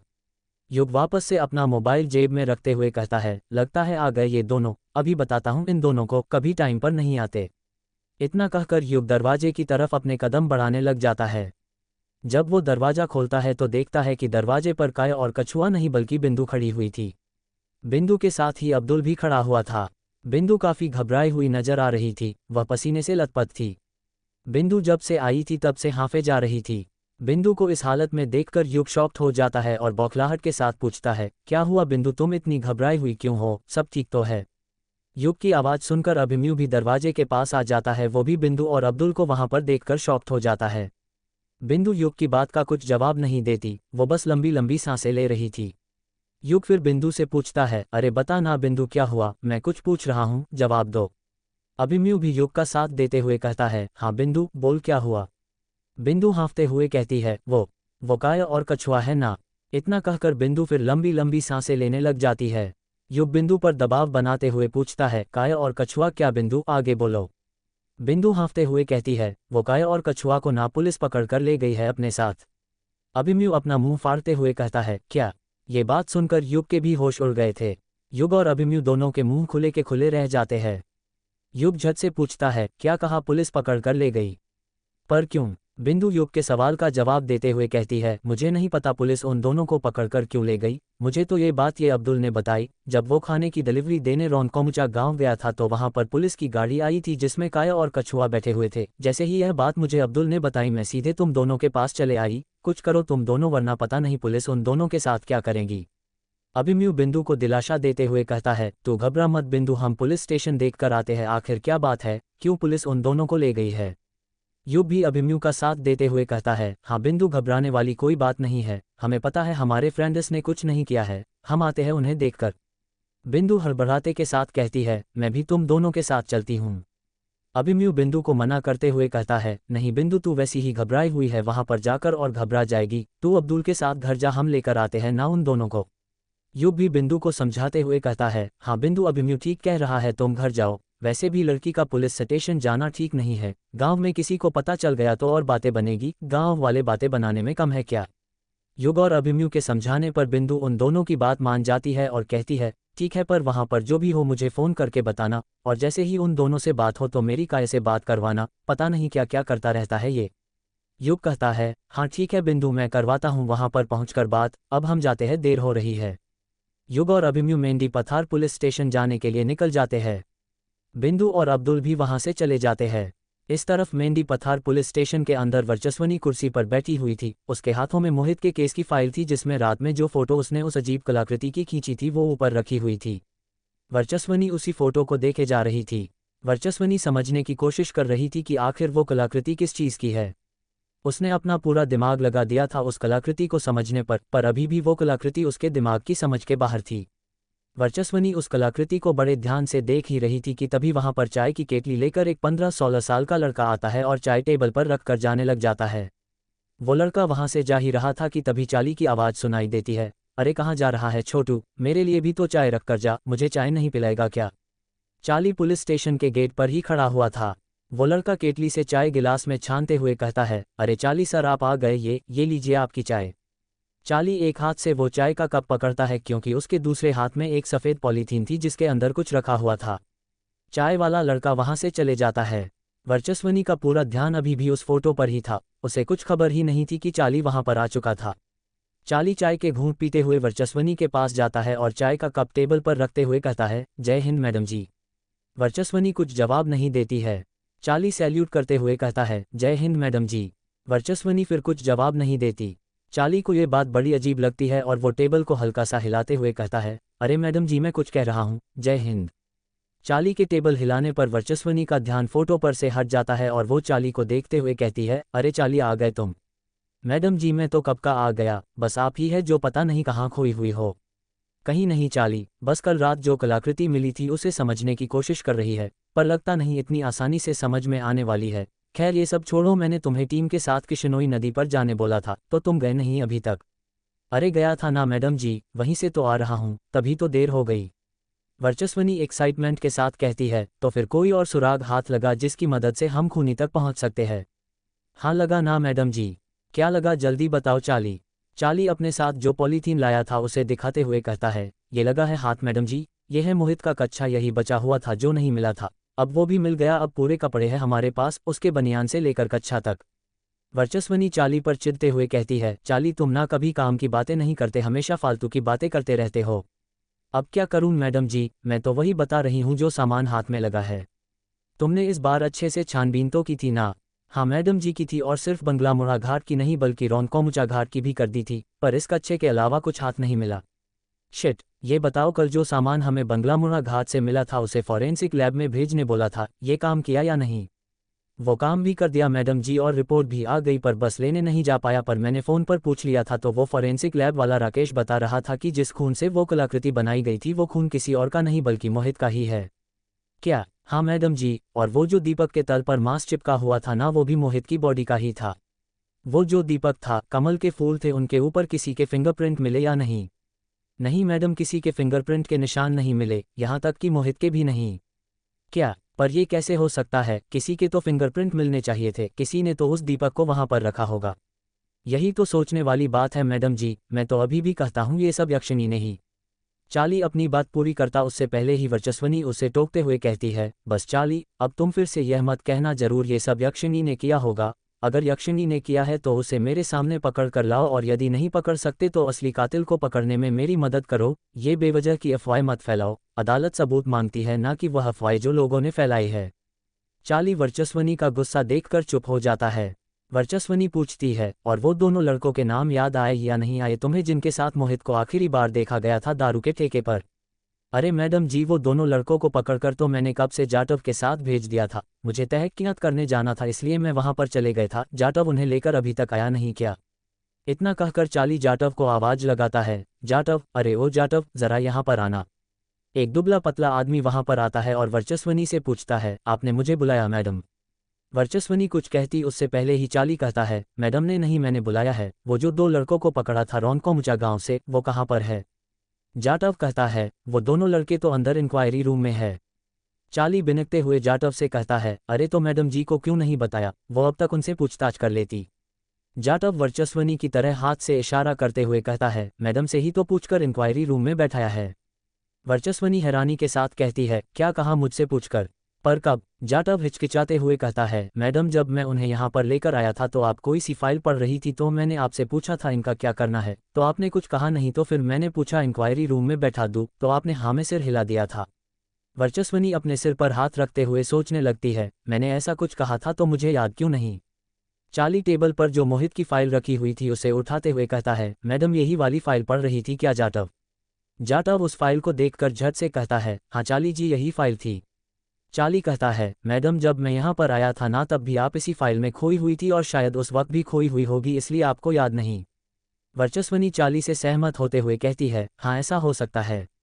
चार्ली मन ही मन सोचने लग जाता है, कहीं इस फोटो के अंदर जो कलाकृति है वो जादुई तो नहीं, जिसके कारण मैडम जी को कुछ याद ही नहीं कि उनके आसपास क्या हुआ था। जब सिर्फ कुछ घंटे तक कलाकृति लगातार देखने से ये हालत हो गई, तो तब पता नहीं क्या होगा जब इस कलाकृति का राज खुलेगा। वर्चस्वनी चार्ली के फेस के एक्सप्रेशन देखकर समझ जाती है कि जरूर चार्ली कुछ ना कुछ सोच रहा है। वह चार्ली से सीधे पूछती है, क्या सोच रहे हो चार्ली? चार्ली बात को घुमाते हुए कहता है, कुछ नहीं मैम, कुछ नहीं। कुछ तो बताओ जल्दी। वो मैडम, मैं सोच रहा था चलकर उन दोनों लड़कों से पूछताछ करते हैं, काफ़ी देर से इंक्वायरी रूम में बैठे हुए हैं, अभी उन्हें और थोड़ी देर वहां पर बैठने दो चार्ली। पर क्यों मैडम जी? क्योंकि अभी वो दोनों बहुत डरे हुए होंगे ये सोचकर कि पुलिस ने उन्हें क्यों पकड़ा है, और मैं चाहती हूँ उनके अंदर का डर अभी थोड़ा और बढ़े, क्योंकि जब इंसान के अंदर का डर बढ़ता है तो वो फिर सिर्फ सच बोलता है। ये भी एक प्रकार का थर्ड डिग्री है, समझे? जी मैडम जी, समझ गया। इस तरफ अमोदिता अपने कमरे के अंदर थी और मोबाइल चला रही थी, तभी वहां पर रजनी आ जाती है और उस पर भिन्नते हुए कहती है, नालायक लड़की, तू यहाँ पर मोबाइल ही चलाते रह जाएगी और वहां पर युग को कोई और ले जाएगा। कौन माँ? कौन ले जाएगा युग जी को? यक्षिणी। नालायक, और कौन? भूल गई, वो आज़ाद हो गई, और जितना मुझे लगता है यक्षिणी का अगला शिकार और कोई नहीं बल्कि युग ही है। आने वाली अमावस्या को वही उसे अपना शिकार बनाएगी। अमोदिता अपना मुंह फाड़ते हुए कहती है, ये आप क्या बोल रही है माँ? ऐसा नहीं हो सकता। यदि यक्षिणी ने युग जी को अपना शिकार बना लिया तो मेरा क्या होगा? अगर तू चाहती है यक्षिणी युग को अपना शिकार ना बनाए तो उससे पहले तुझे युग को अपना शिकार बनाना पड़ेगा। पर कैसे माँ? मैं कैसे युग जी को अपना शिकार बनाऊं? काले जादू से पागल लड़की। अमोदिता अपने चेहरे पर कातिल मुस्कान लाते हुए कहती है, तो इस बार हम क्या करने वाले हैं माँ युग जी को मेरे वश में करने के लिए? 44 इंक्वायरी। रजनी अमोदिता के सवाल का जवाब देते हुए कहती है, इस बार हम युग के साथ क्या करने वाले हैं वो मैं तुझे बाद में बताऊंगी, पहले तू मुझे ये बता, तेरे पास युग की कोई फोटो है? अमोदिता अपने दिमाग पर जोर देते हुए कहती है, फोटो? युग जी की फोटो मेरे पास? अमोदिता कुछ सोच पाती उससे पहले ही रजनी कहती है, अरे इतना बड़ा मोबाइल है तेरे पास, इसके अंदर युग की एक भी फोटो नहीं है क्या? अमोदिता अपना मोबाइल देखते हुए कहती है, हाँ है ना माँ, इसके अंदर युग जी की फोटो। ये बात सुनकर रजनी खुश हो जाती है और उत्साहित होते हुए कहती है, क्या कहा है तेरे पास फोटो? ये हुई ना बात, जरा दिखा, मैं भी तो देखूं कैसी फोटो है तेरे पास युग की, उससे काम चलेगा या नहीं चलेगा?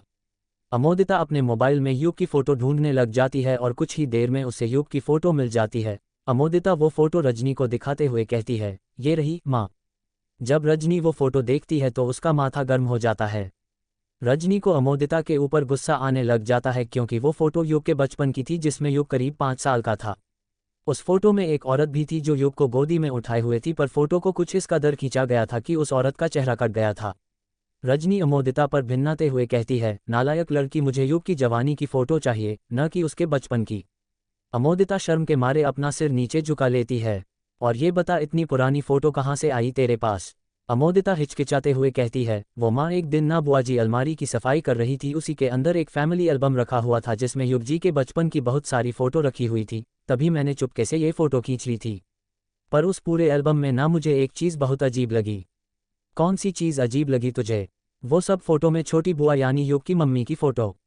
अमोदिता अपनी बात पूरी करती उससे पहले ही रजनी उसे बीच में ही टोकते हुए कहती है, वो औरत उसी लायक है, समझी तू? वो तो युग के बचपन की यादों के कारण भाभी ने वो एल्बम संभाल कर रखा है, वरना मैं उनकी जगह होती तो कब का वो एल्बम जला दिया होता। पर क्यों माँ, आखिर छोटी बुआ ने ऐसा क्या किया था जो उनकी फ़ोटो के साथ? तुझे नहीं पता क्या? अरे कैसे पता होगा, तू छोटी जो थी पर नहीं जान तो ही अच्छा है। मुझे तो बताने में भी शर्म आती है कि उस नीच औरत ने क्या किया था।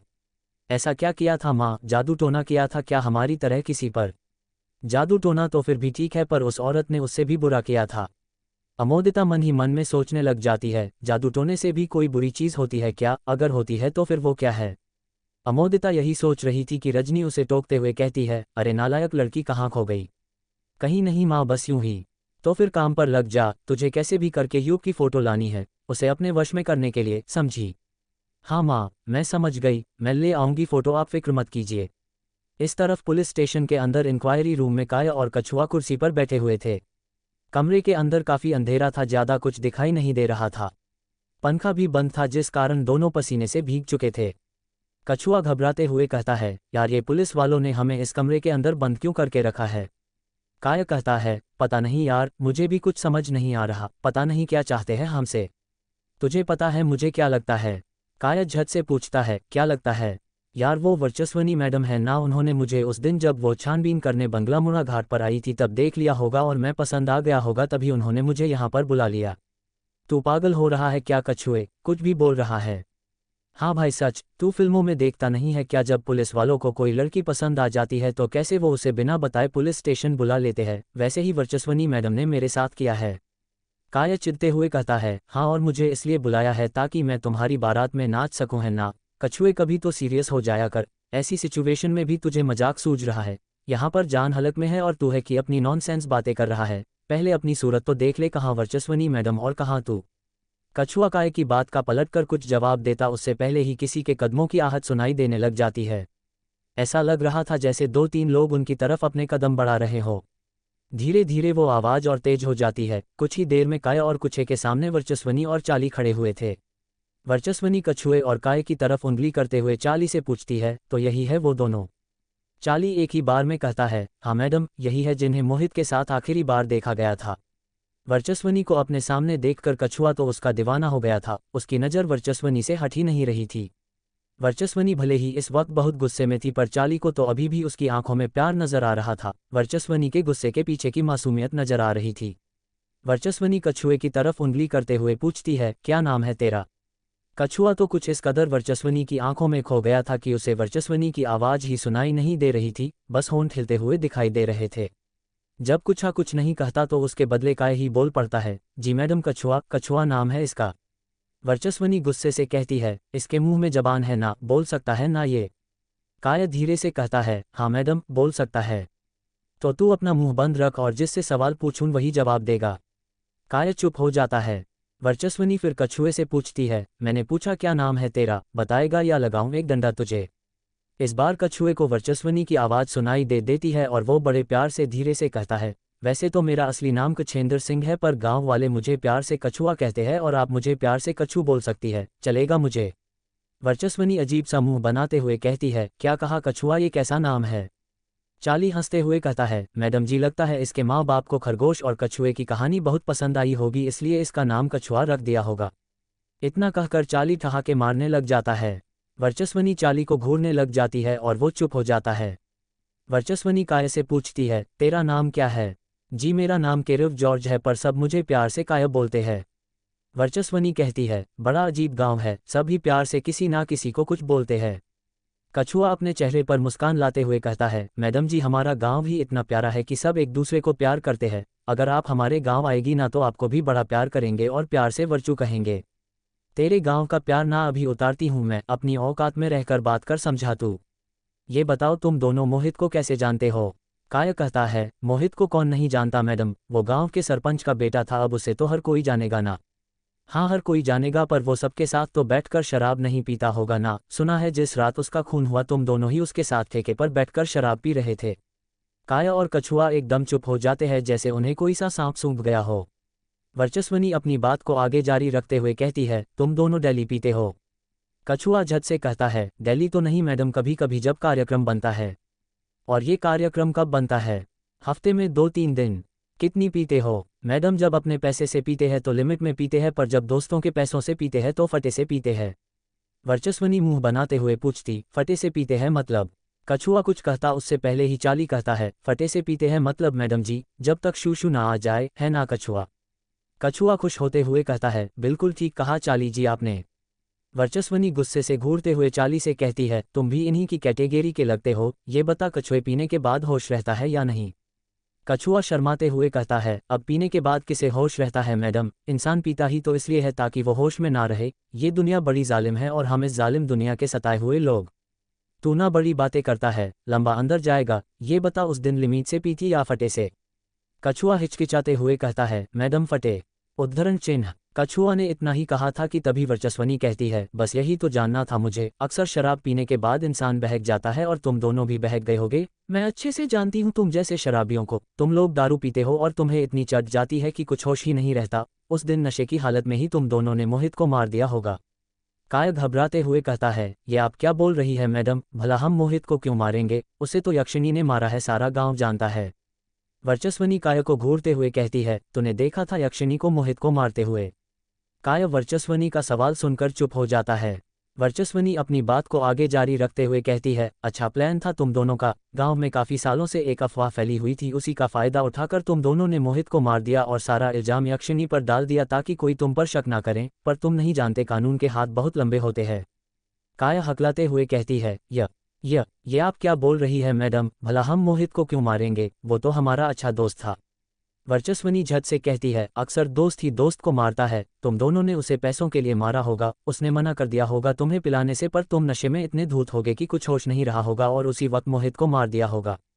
काया वर्चस्वनी की बात से इनकार करते हुए कहता है, नहीं मैडम, जैसा आप बोल रही है वैसा कुछ नहीं है। उस रात तो कछुआ और मैंने एक बोतल ही ली थी और वहीं लेकर सीधे घर जा रहे थे, पर तभी वहां पर मोहित मिल गया और उसने ही हमें अपने साथ पीने के लिए बुलाया था। वो बहुत खुश था, कह रहा था आज का कार्यक्रम मेरी तरफ से जितनी पीनी है उतनी पियो। वर्चस्वनी हैरानी के साथ कहती है, क्या कहा मोहित बहुत खुश था, पर किस वजह से? काया कुछ कहता उससे पहले ही कछुआ शर्माते हुए कहता है, मैडम जी वो गेम बजाने जा रहा था तो खुश तो होगा ही ना। वर्चस्वनी अपना मुंह फाड़ते हुए कहती है, गेम बजाने जा रहा था मतलब? कछुआ फिर शर्माते हुए कहता है, गेम बजाना मतलब वही सब जो यक्षिणी एक मर्द के साथ करती है, मोहित एक औरत के साथ वही करने जा रहा था। वर्चस्वनी झट से कहती है, कौन थी वो औरत? कछुआ कहता है, वो अपना बंगलामुड़ा गांव है ना, वहीं पर रहती है। क्या नाम था उसका? क्या नाम था? याद क्यों नहीं आ रहा? हाँ याद आया, उर्वशी, उर्वशी नाम है उसका। वो बेचारी विधवा है, बहुत दिनों से नजर थी मोहित की उस पे, पर वो उसे भाव ही नहीं देती थी। कई बार तो मोहित को गांव वालों ने उसे खुले में छेड़ते हुए देखा है, पर सरपंच का बेटा था ना, इसलिए कोई कुछ बोलता नहीं था। काय कछुए का साथ देते हुए कहता है, हाँ मैडम, कछुआ ठीक कह रहा है, उस रात भी पीने के बाद मोहित उर्वशी की ही बातें कर रहा था। ऐसी गंदी गंदी बातें कर रहा था, मैं आपको बता नहीं सकता। कह रहा था देखता हूँ कैसे नहीं देती, मुझे मना करती है, यही सब बड़बड़ाते हुए वो ठेके से चला गया था। फिर उसके साथ बंगलामुड़ा घाट पर क्या हुआ हमें नहीं पता। वर्चस्वनी काय और कछुए दोनों को घूरते हुए कहती है, सच कह रहे हो तुम दोनों? कछुआ शर्माते हुए कहता है, आपसे भला झूठ बोलकर हमें क्या मिलेगा, मैं खुदा से झूठ बोल सकता हूँ पर आपसे नहीं। वर्चस्वनी को अभी भी कछुए और काय की बातों पर भरोसा नहीं हो रहा था, इसलिए वो उन पर शक करते हुए फिर पूछती है, जिस वक्त खून हुआ तब कहाँ थे तुम दोनों, मतलब ठेके पर पीने के बाद कहाँ गए थे? कछुआ याद करने लग जाता है, पीने के बाद कहाँ गए थे हम दोनों? कहाँ गए थे? कछुआ कुछ सोच पाता उससे पहले ही काय फटाक से कहता है, वो क्या है ना मैडम, उस दिन हम दोनों ने फटे से पी थी और इतनी ज्यादा हो गई थी कि हम दोनों ठेके पर ही कब सो गए थे हमें पता ही नहीं चला। काय का चेहरा देखकर ऐसा लग रहा था कि जैसे वो कुछ छुपा रहा था, कुछ ऐसा जो वो वर्चस्वनी और चाली को बताना नहीं चाहता था। वर्चस्वनी काय और कछुए से पूछताछ ही कर रही थी कि तभी वहां पर जाटव आ जाता है और वर्चस्वनी से कहता है, वो मैडम 2 लड़के आए हैं और इन दोनों के बारे में पूछ रहे हैं, कह रहे हैं क्यों पकड़ा है इन दोनों को। वर्चस्वनी कहती है, अच्छा तो आ गए इनके चाहने वाले, बैठा कर रखो अभी उन दोनों को, और बोलना आ रही है अभी मैडम। जी मैडम। जाटव वहां से चला जाता है। कुछ देर बाद सारे सवाल पूछने के बाद जब वर्चस्वनी चाली के साथ इंक्वायरी रूम से बाहर निकलती है तो देखती है कि कुर्सी पर युग और अभिमन्यु बैठे हुए थे। जैसे ही वर्चस्वनी वहां पर आती है युग झट से वर्चस्वनी के पास जाता है और फटाक से पूछता है, आपने मेरे दोस्तों को क्यों बुलाया है? वर्चस्वनी कहती है, अच्छा तो वो दोनों तुम्हारे दोस्त है। अब तो मैं कन्फर्म हूँ, ये सब तुम दोस्तों का ही किया धरा है, तुमने प्लानिंग बनाकर मारा है मोहित को। युग अपने बेगुनाही की गवाही देते हुए कहता है, देखिए आप जैसा समझ रही है वैसा कुछ नहीं है। नहीं मैंने कुछ किया है, नहीं मेरे दोस्तों ने, हम सब बेकसूर है। हर गुनाहगार गुनाह साबित होने से पहले यही बोलता है। अभिमन्यु वर्चस्वनी और युग के बीच में ही बोल पड़ता है, क्या आप बता सकती है आपने क्यों हमारे दोस्तों को पकड़ा है? आपका परिचय महाशय, मैं अभिमन्यु हूँ। तो मिस्टर अभिमन्यु, पुलिस ने केस के सिलसिले में तुम्हारे दोस्तों को बुलाया है और यदि इस इंक्वायरी में तुमने या तुम्हारे इस दोस्त ने कोई अड़चन डाली तो तुम दोनों भी हवालात के अंदर होगे, समझे? इसलिए बेहतर यही होगा चुपचाप बैठे रहो और कोऑपरेट करो या फिर अपने घर जाओ। जब इंक्वायरी पूरी हो जाएगी तो तुम्हारे दोस्तों को भेज दिया जाएगा। युग पूछता है, अभी तक इंक्वायरी हुई नहीं क्या? 3 घंटे हो गए हैं उन्हें यहाँ आए हुए। वर्चस्वनी गुस्से से कहती है, ये इंक्वायरी चल रही है, कोई फिल्म नहीं कि 3 घंटे में खत्म हो जाए। अभी और लंबी इंक्वायरी चलेगी और यदि कल रात की तरह तुम्हें नींद आ रही हो तो तुम हवालात में सो सकते हो, यहाँ पर सोने की अच्छी व्यवस्था है। वर्चस्वनी का गुस्सा देखकर युग और अभिमन्यु कुछ पूछने की हिम्मत नहीं करते और चुपचाप साइड में जाकर एक बेंच पर बैठ जाते हैं। इस तरफ बल्लू काका कार चला रहे थे, दिलीप और सुदेश पीछे बैठे हुए थे। दिलीप बहुत टेंशन में लग रहा था। दिलीप सुदेश से कहता है, तो तू समझ गया है ना तुझे क्या करना है? सुदेश कहता है, हाँ जीजा जी मैं समझ गया, मुझे गुफा वाली मायाधरी 845-8। सुदेश कहता है, हाँ जीजा जी मैं समझ गया, मुझे गुफा वाली मायाधरी। सुदेश ने इतना ही कहा था कि दिलीप उसे टोकते हुए कहता है, अरे क्या कर रहा है मूर्ख, इस तरह उनका नाम नहीं लेते, तुझे पता भी है वो कौन है? वो सब जानती है, उनके नाम से ही ये डायन, चुड़ैल, राक्षस सब डरते हैं क्योंकि वो खुद एक। इतना कहकर दिलीप चुप हो जाता है। उसके चेहरे का डर इस बात की साफ गवाही दे रहा था कि मायाधरी वो औरत थी जिसके बारे में सिर्फ सोचकर ही दिलीप हिचकिचा रहा था। सुदेश अपनी गलती महसूस करते हुए कहता है, सॉरी जीजा जी, गलती हो गई, माफ कर दीजिए। दिलीप सुदेश से कहता है, रास्ता समझ आ गया है ना तुझे? हाँ जीजा जी समझ आ गया है, रास्ता तो मैंने याद कर लिया है, पर यदि आप भी साथ चलते तो अच्छा होता, आसानी होती वहां पर पहुंचने में, ज़्यादा कठिनाई नहीं होती।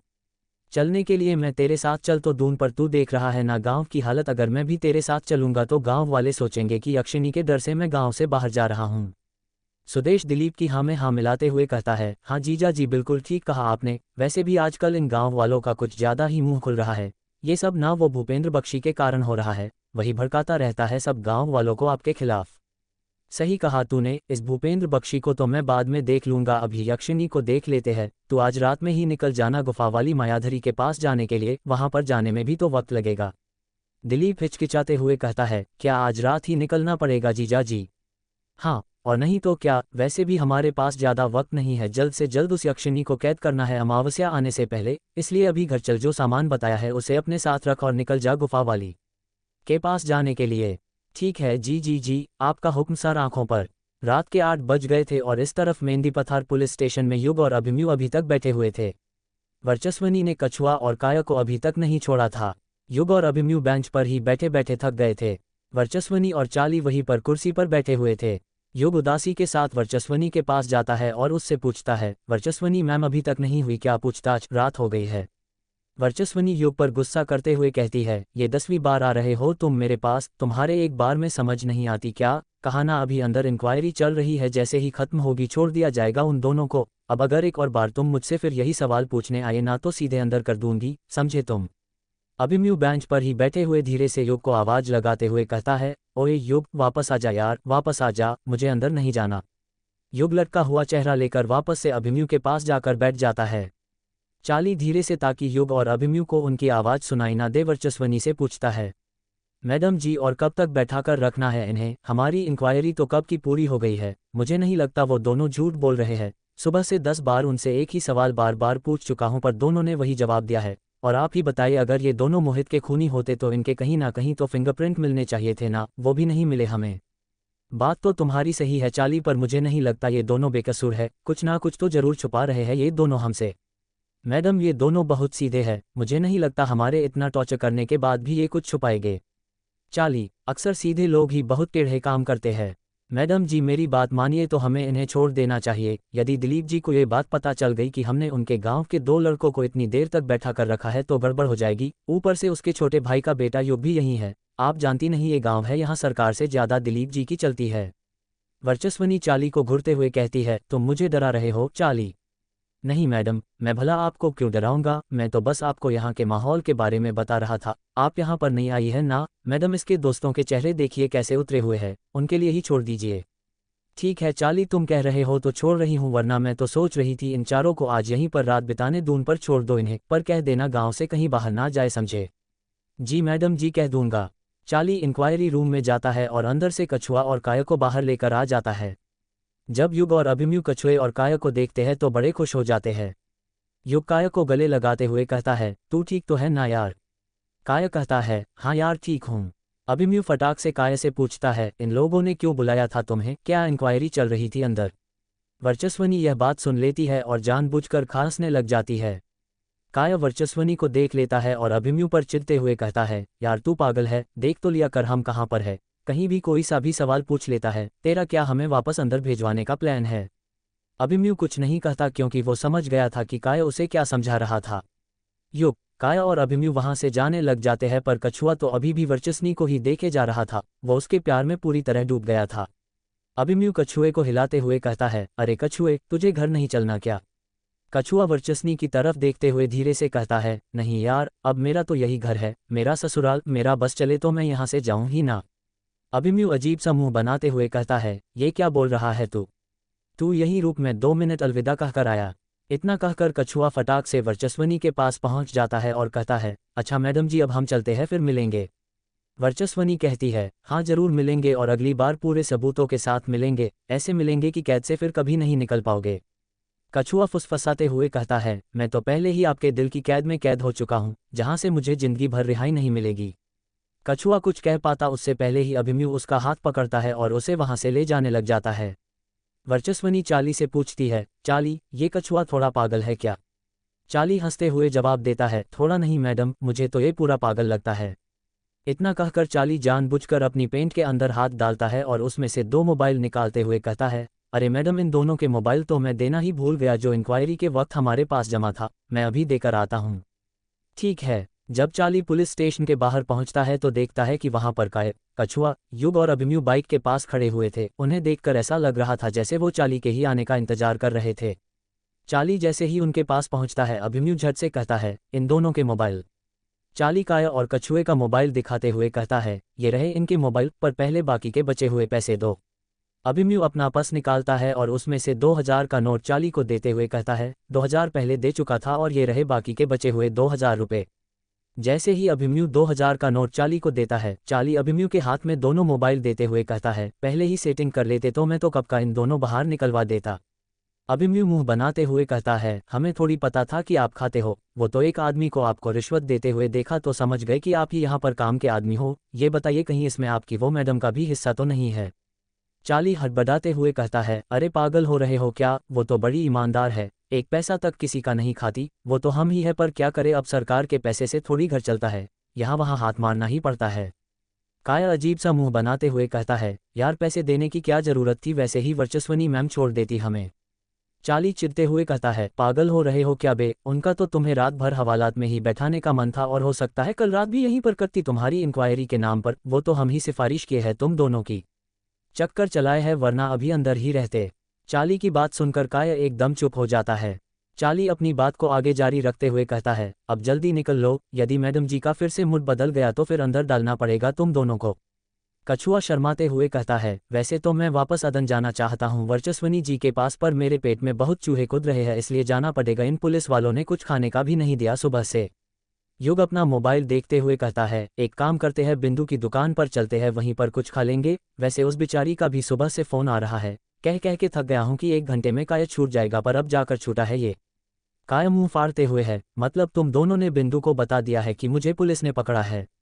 अभिमन्यु कहता है, यार नहीं, बल्कि बिंदु ने हम दोनों को बताया था कि तुझे और कछुए को पुलिस ने पकड़ा है, शुक्र मना कि उसने हमें बता दिया और हम यहाँ आ गए, वरना सारी रात अंदर ही रहता, समझा, अब जल्दी चल। अभिमन्यु बाइक पर बैठता है और वो चारों एक ही बाइक से बिंदु की दुकान जाने के लिए निकल जाते हैं। इस तरफ हवेली में अमोदिता और रजनी आपस में बातें कर रही थी। रजनी अमोदिता से पूछती है, तू ग्रेवयार्ड कोठी गई थी ना युग की फ़ोटो लेने के लिए, तो ले आए? अमोदिता जवाब देती है, नहीं माँ, वहाँ पर युग जी थे ही नहीं तो उनकी फ़ोटो कैसे खिंचती? क्या कहा वहाँ पर युग नहीं था? हाँ माँ, ग्रेवयार्ड कोठी बंद थी, मैंने तो शाम तक उनका वहाँ पर इंतजार किया पर वो आए ही नहीं, पता नहीं कहाँ चले गए थे, कहीं वापस अपने शहर तो नहीं चले गए यक्षिणी के डर के कारण? पागल हो रही है क्या? युग उन लड़कों में से नहीं है जो डर कर भाग जाए, वो बहुत बहादुर है, भूल मत, युग के अंदर उसके पिता का खून दौड़ रहा है और अनुराग भैया भी कोई ऐसे वैसे आदमी नहीं थे, उस कोठी में अकेले रहते थे ये जानते हुए भी कि ग्रेवयार्ड कोठी यक्षिणी का दूसरा ठिकाना है। माँ, मेरी एक बात समझ नहीं आती, यक्षिणी ने युग के पापा आई मीन अनुराग फूफा को कुछ क्यों नहीं किया? अरे कैसे कुछ नहीं किया, उन्हें भी तो मार डाला, अनुराग भैया की मौत के बाद ही तो ग्रेवयार्ड कोठी बंद हुई थी ना। हाँ माँ, पर जितना मैंने सुना है अनुराग फूफा तो बहुत पहले से उस कोठी में रह रहे थे ना, करीब 5-6 सालों से वे उस कोठी में रहे थे, उसके बाद यक्षिणी ने उन्हें मारा था ना। हाँ तो वही तो माँ, अगर यक्षिणी को अनुराग फूफा को अपना शिकार बनाना ही होता तो इन 5-6 साल के बीच में जो अमावस्या पूर्णिमा पड़ी थी तब मार लेती, इतने सालों बाद क्यों मारा? अरे ये बात तो मैंने कभी सोची ही नहीं थी, तेरा दिमाग तो मुझसे भी ज़्यादा तेज चलने लग गया है, सौदाइन के गुण लगता है आ रहे हैं तेरे अंदर। माँ ये सब छोड़ो तुम, और जो मैंने पूछा है उसका जवाब ढूंढो कि आखिर यक्षिणी ने अनुराग फूफा को पहले क्यों नहीं मारा, 6 साल बाद क्यों मारा? रजनी अमोदिता की बात का कुछ जवाब देती उससे पहले ही उस कमरे में सुदेश आ जाता है। सुदेश को देखकर रजनी और अमोदिता की जान हलक में आ जाती है, वो दोनों मन ही मन सोचने लग जाती है कि कहीं सुदेश ने उनके बीच की सारी बातें सुन तो नहीं ली। सुदेश रजनी को घूरते हुए कहता है, ये तुम दोनों अनुराग भैया के बारे में क्या बातें कर रही थी? रजनी और अमोदिता घबराने लग जाते हैं कि क्या जवाब दे। सुदेश फिर पूछता है, अरे मैं कुछ पूछ रहा हूँ। रजनी बहाने बनाते हुए कहती है, वो अमोदिता को ना आज अनुराग भैया की बहुत याद आ रही थी। सुदेश हैरानी के साथ कहता है, अनुराग भैया की याद आ रही थी, पर क्यों, वो भी 13 साल बाद आज अचानक से?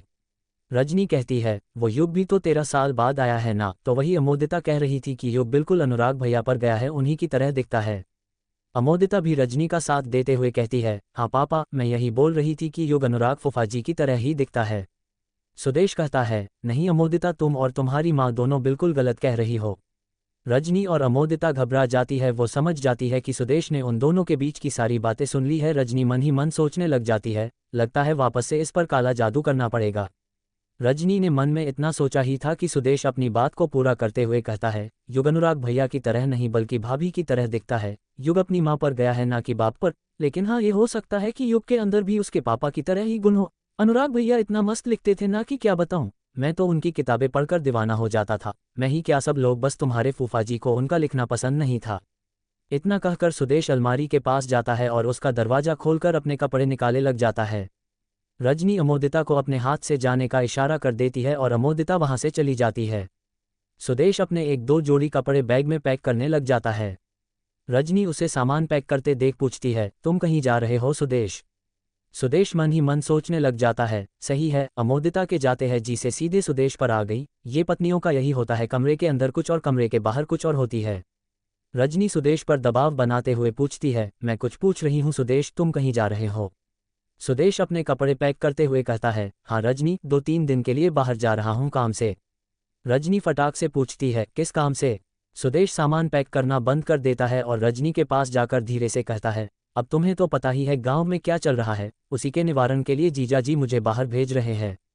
रजनी मन ही मन सोचने लग जाती है, लगता है पिछली बार की तरह बड़े भैया ने किसी पुजारी या धर्मगुरुओं को ढूंढ लिया है जो यक्षिणी को कैद कर सकते होंगे। बढ़िया है, यहाँ एक तरफ ये यक्षिणी को कैद करेंगे तो वही दूसरी तरफ मेरी बेटी अमोदिता के लिए युग को पाने के लिए आसान रास्ता हो जाएगा।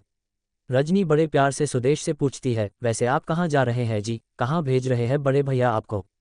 846 आखिर क्या हुआ था? रजनी सुदेश के जवाब देने का इंतजार करने लग जाती है। वो जानना चाहती थी आखिर कौन है जो यक्षिणी को रोक सकती है, आखिर दिलीप सुदेश को किसके पास भेज रहा था। जब सुदेश कुछ जवाब नहीं देता तो रजनी फिर सुदेश से पूछती है, जी बताइए ना, कहाँ पर भेज रहे हैं भैया आपको? सुदेश कहता है, वो गुफा वाली मायाधरी। सुदेश अपनी बात पूरी करता उससे पहले ही दिलीप की उसे पुकारने की आवाज़ सुनाई देती है, अरे सुदेश, तेरी अभी तक तैयारी हुई नहीं क्या? सुदेश वहीं से चीखते हुए कहता है, जी जीजा जी हो गई है, बस अभी आया। इतना कहकर सुदेश अपना बैग कंधे पर टांगता है और रजनी के सवाल का जवाब दिए बिना ही कमरे से बाहर निकल जाता है।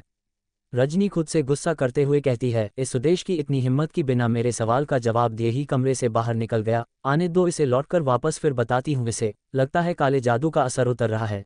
इसे एक और भभूति खिलानी पड़ेगी या फिर मंत्र फूकना पड़ेगा इसके ऊपर, कुछ ना कुछ तो करना पड़ेगा इस सुदेश का। जब सुदेश कमरे से बाहर निकलता है तो देखता है कि हॉल में ही दिलीप उसके आने का बेसब्री से इंतजार कर रहा था। दिलीप सुदेश से पूछता है, हो गई तेरी सारी तैयारी, रख लिया सारा सामान जो मैंने बताया था। सुदेश हड़बड़ाते हुए कहता है, हाँ जी जीजा जी, रख लिया है सारा सामान।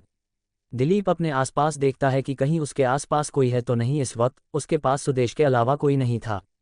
जब दिलीप पूरी तरह संतुष्ट हो जाता है कि उसके आसपास कोई नहीं है तो वो चुपके से अपने कुर्ते की जेब में से एक कागज़ की पुड़िया जिसे काली पॉलीथीन के अंदर कवर किया गया था वो निकालता है और सुदेश को देते हुए कहता है, इसे जल्दी से अपने बैग के अंदर रख ले। सुदेश वो पुड़िया लेते हुए कहता है, इसके अंदर क्या है जी जीजा जी?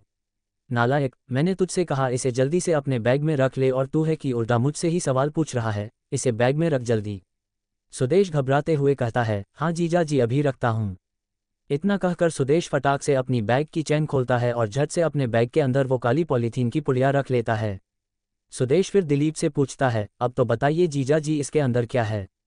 दिलीप सुदेश पर बिगड़ते हुए कहता है, नालायक, इसके अंदर क्या है वो तुझे जानने की जरूरत नहीं है। इसका तुझे क्या करना है वो सुन। सुदेश शर्म से अपना चेहरा नीचे झुका लेता है। दिलीप अपनी बात को आगे जारी रखते हुए कहता है, इस पुड़िया को तुझे मायाधरी जी को देना है, समझा? और हाँ, याद रखना चाहे कुछ भी हो जाए इस पुड़िया को तू मत खोलना, वरना इसका अंजाम क्या होगा मुझे भी नहीं पता। इसे ऐसे ही पड़े रहने देना, सीधे मायाधरी जी को ही देना। सुदेश अपना हाँ में सिर हिलाते हुए कहता है, जी जीजा जी, जैसा आपने कहा है मैं वैसा ही करूँगा। चल अब तू जल्दी निकल यहाँ से, वहाँ पर पहुँचने में भी तुझे वक्त लगेगा। हाँ जीजा जी, निकलता हूँ मैं। इतना कहकर सुदेश वहाँ से चले जाता है।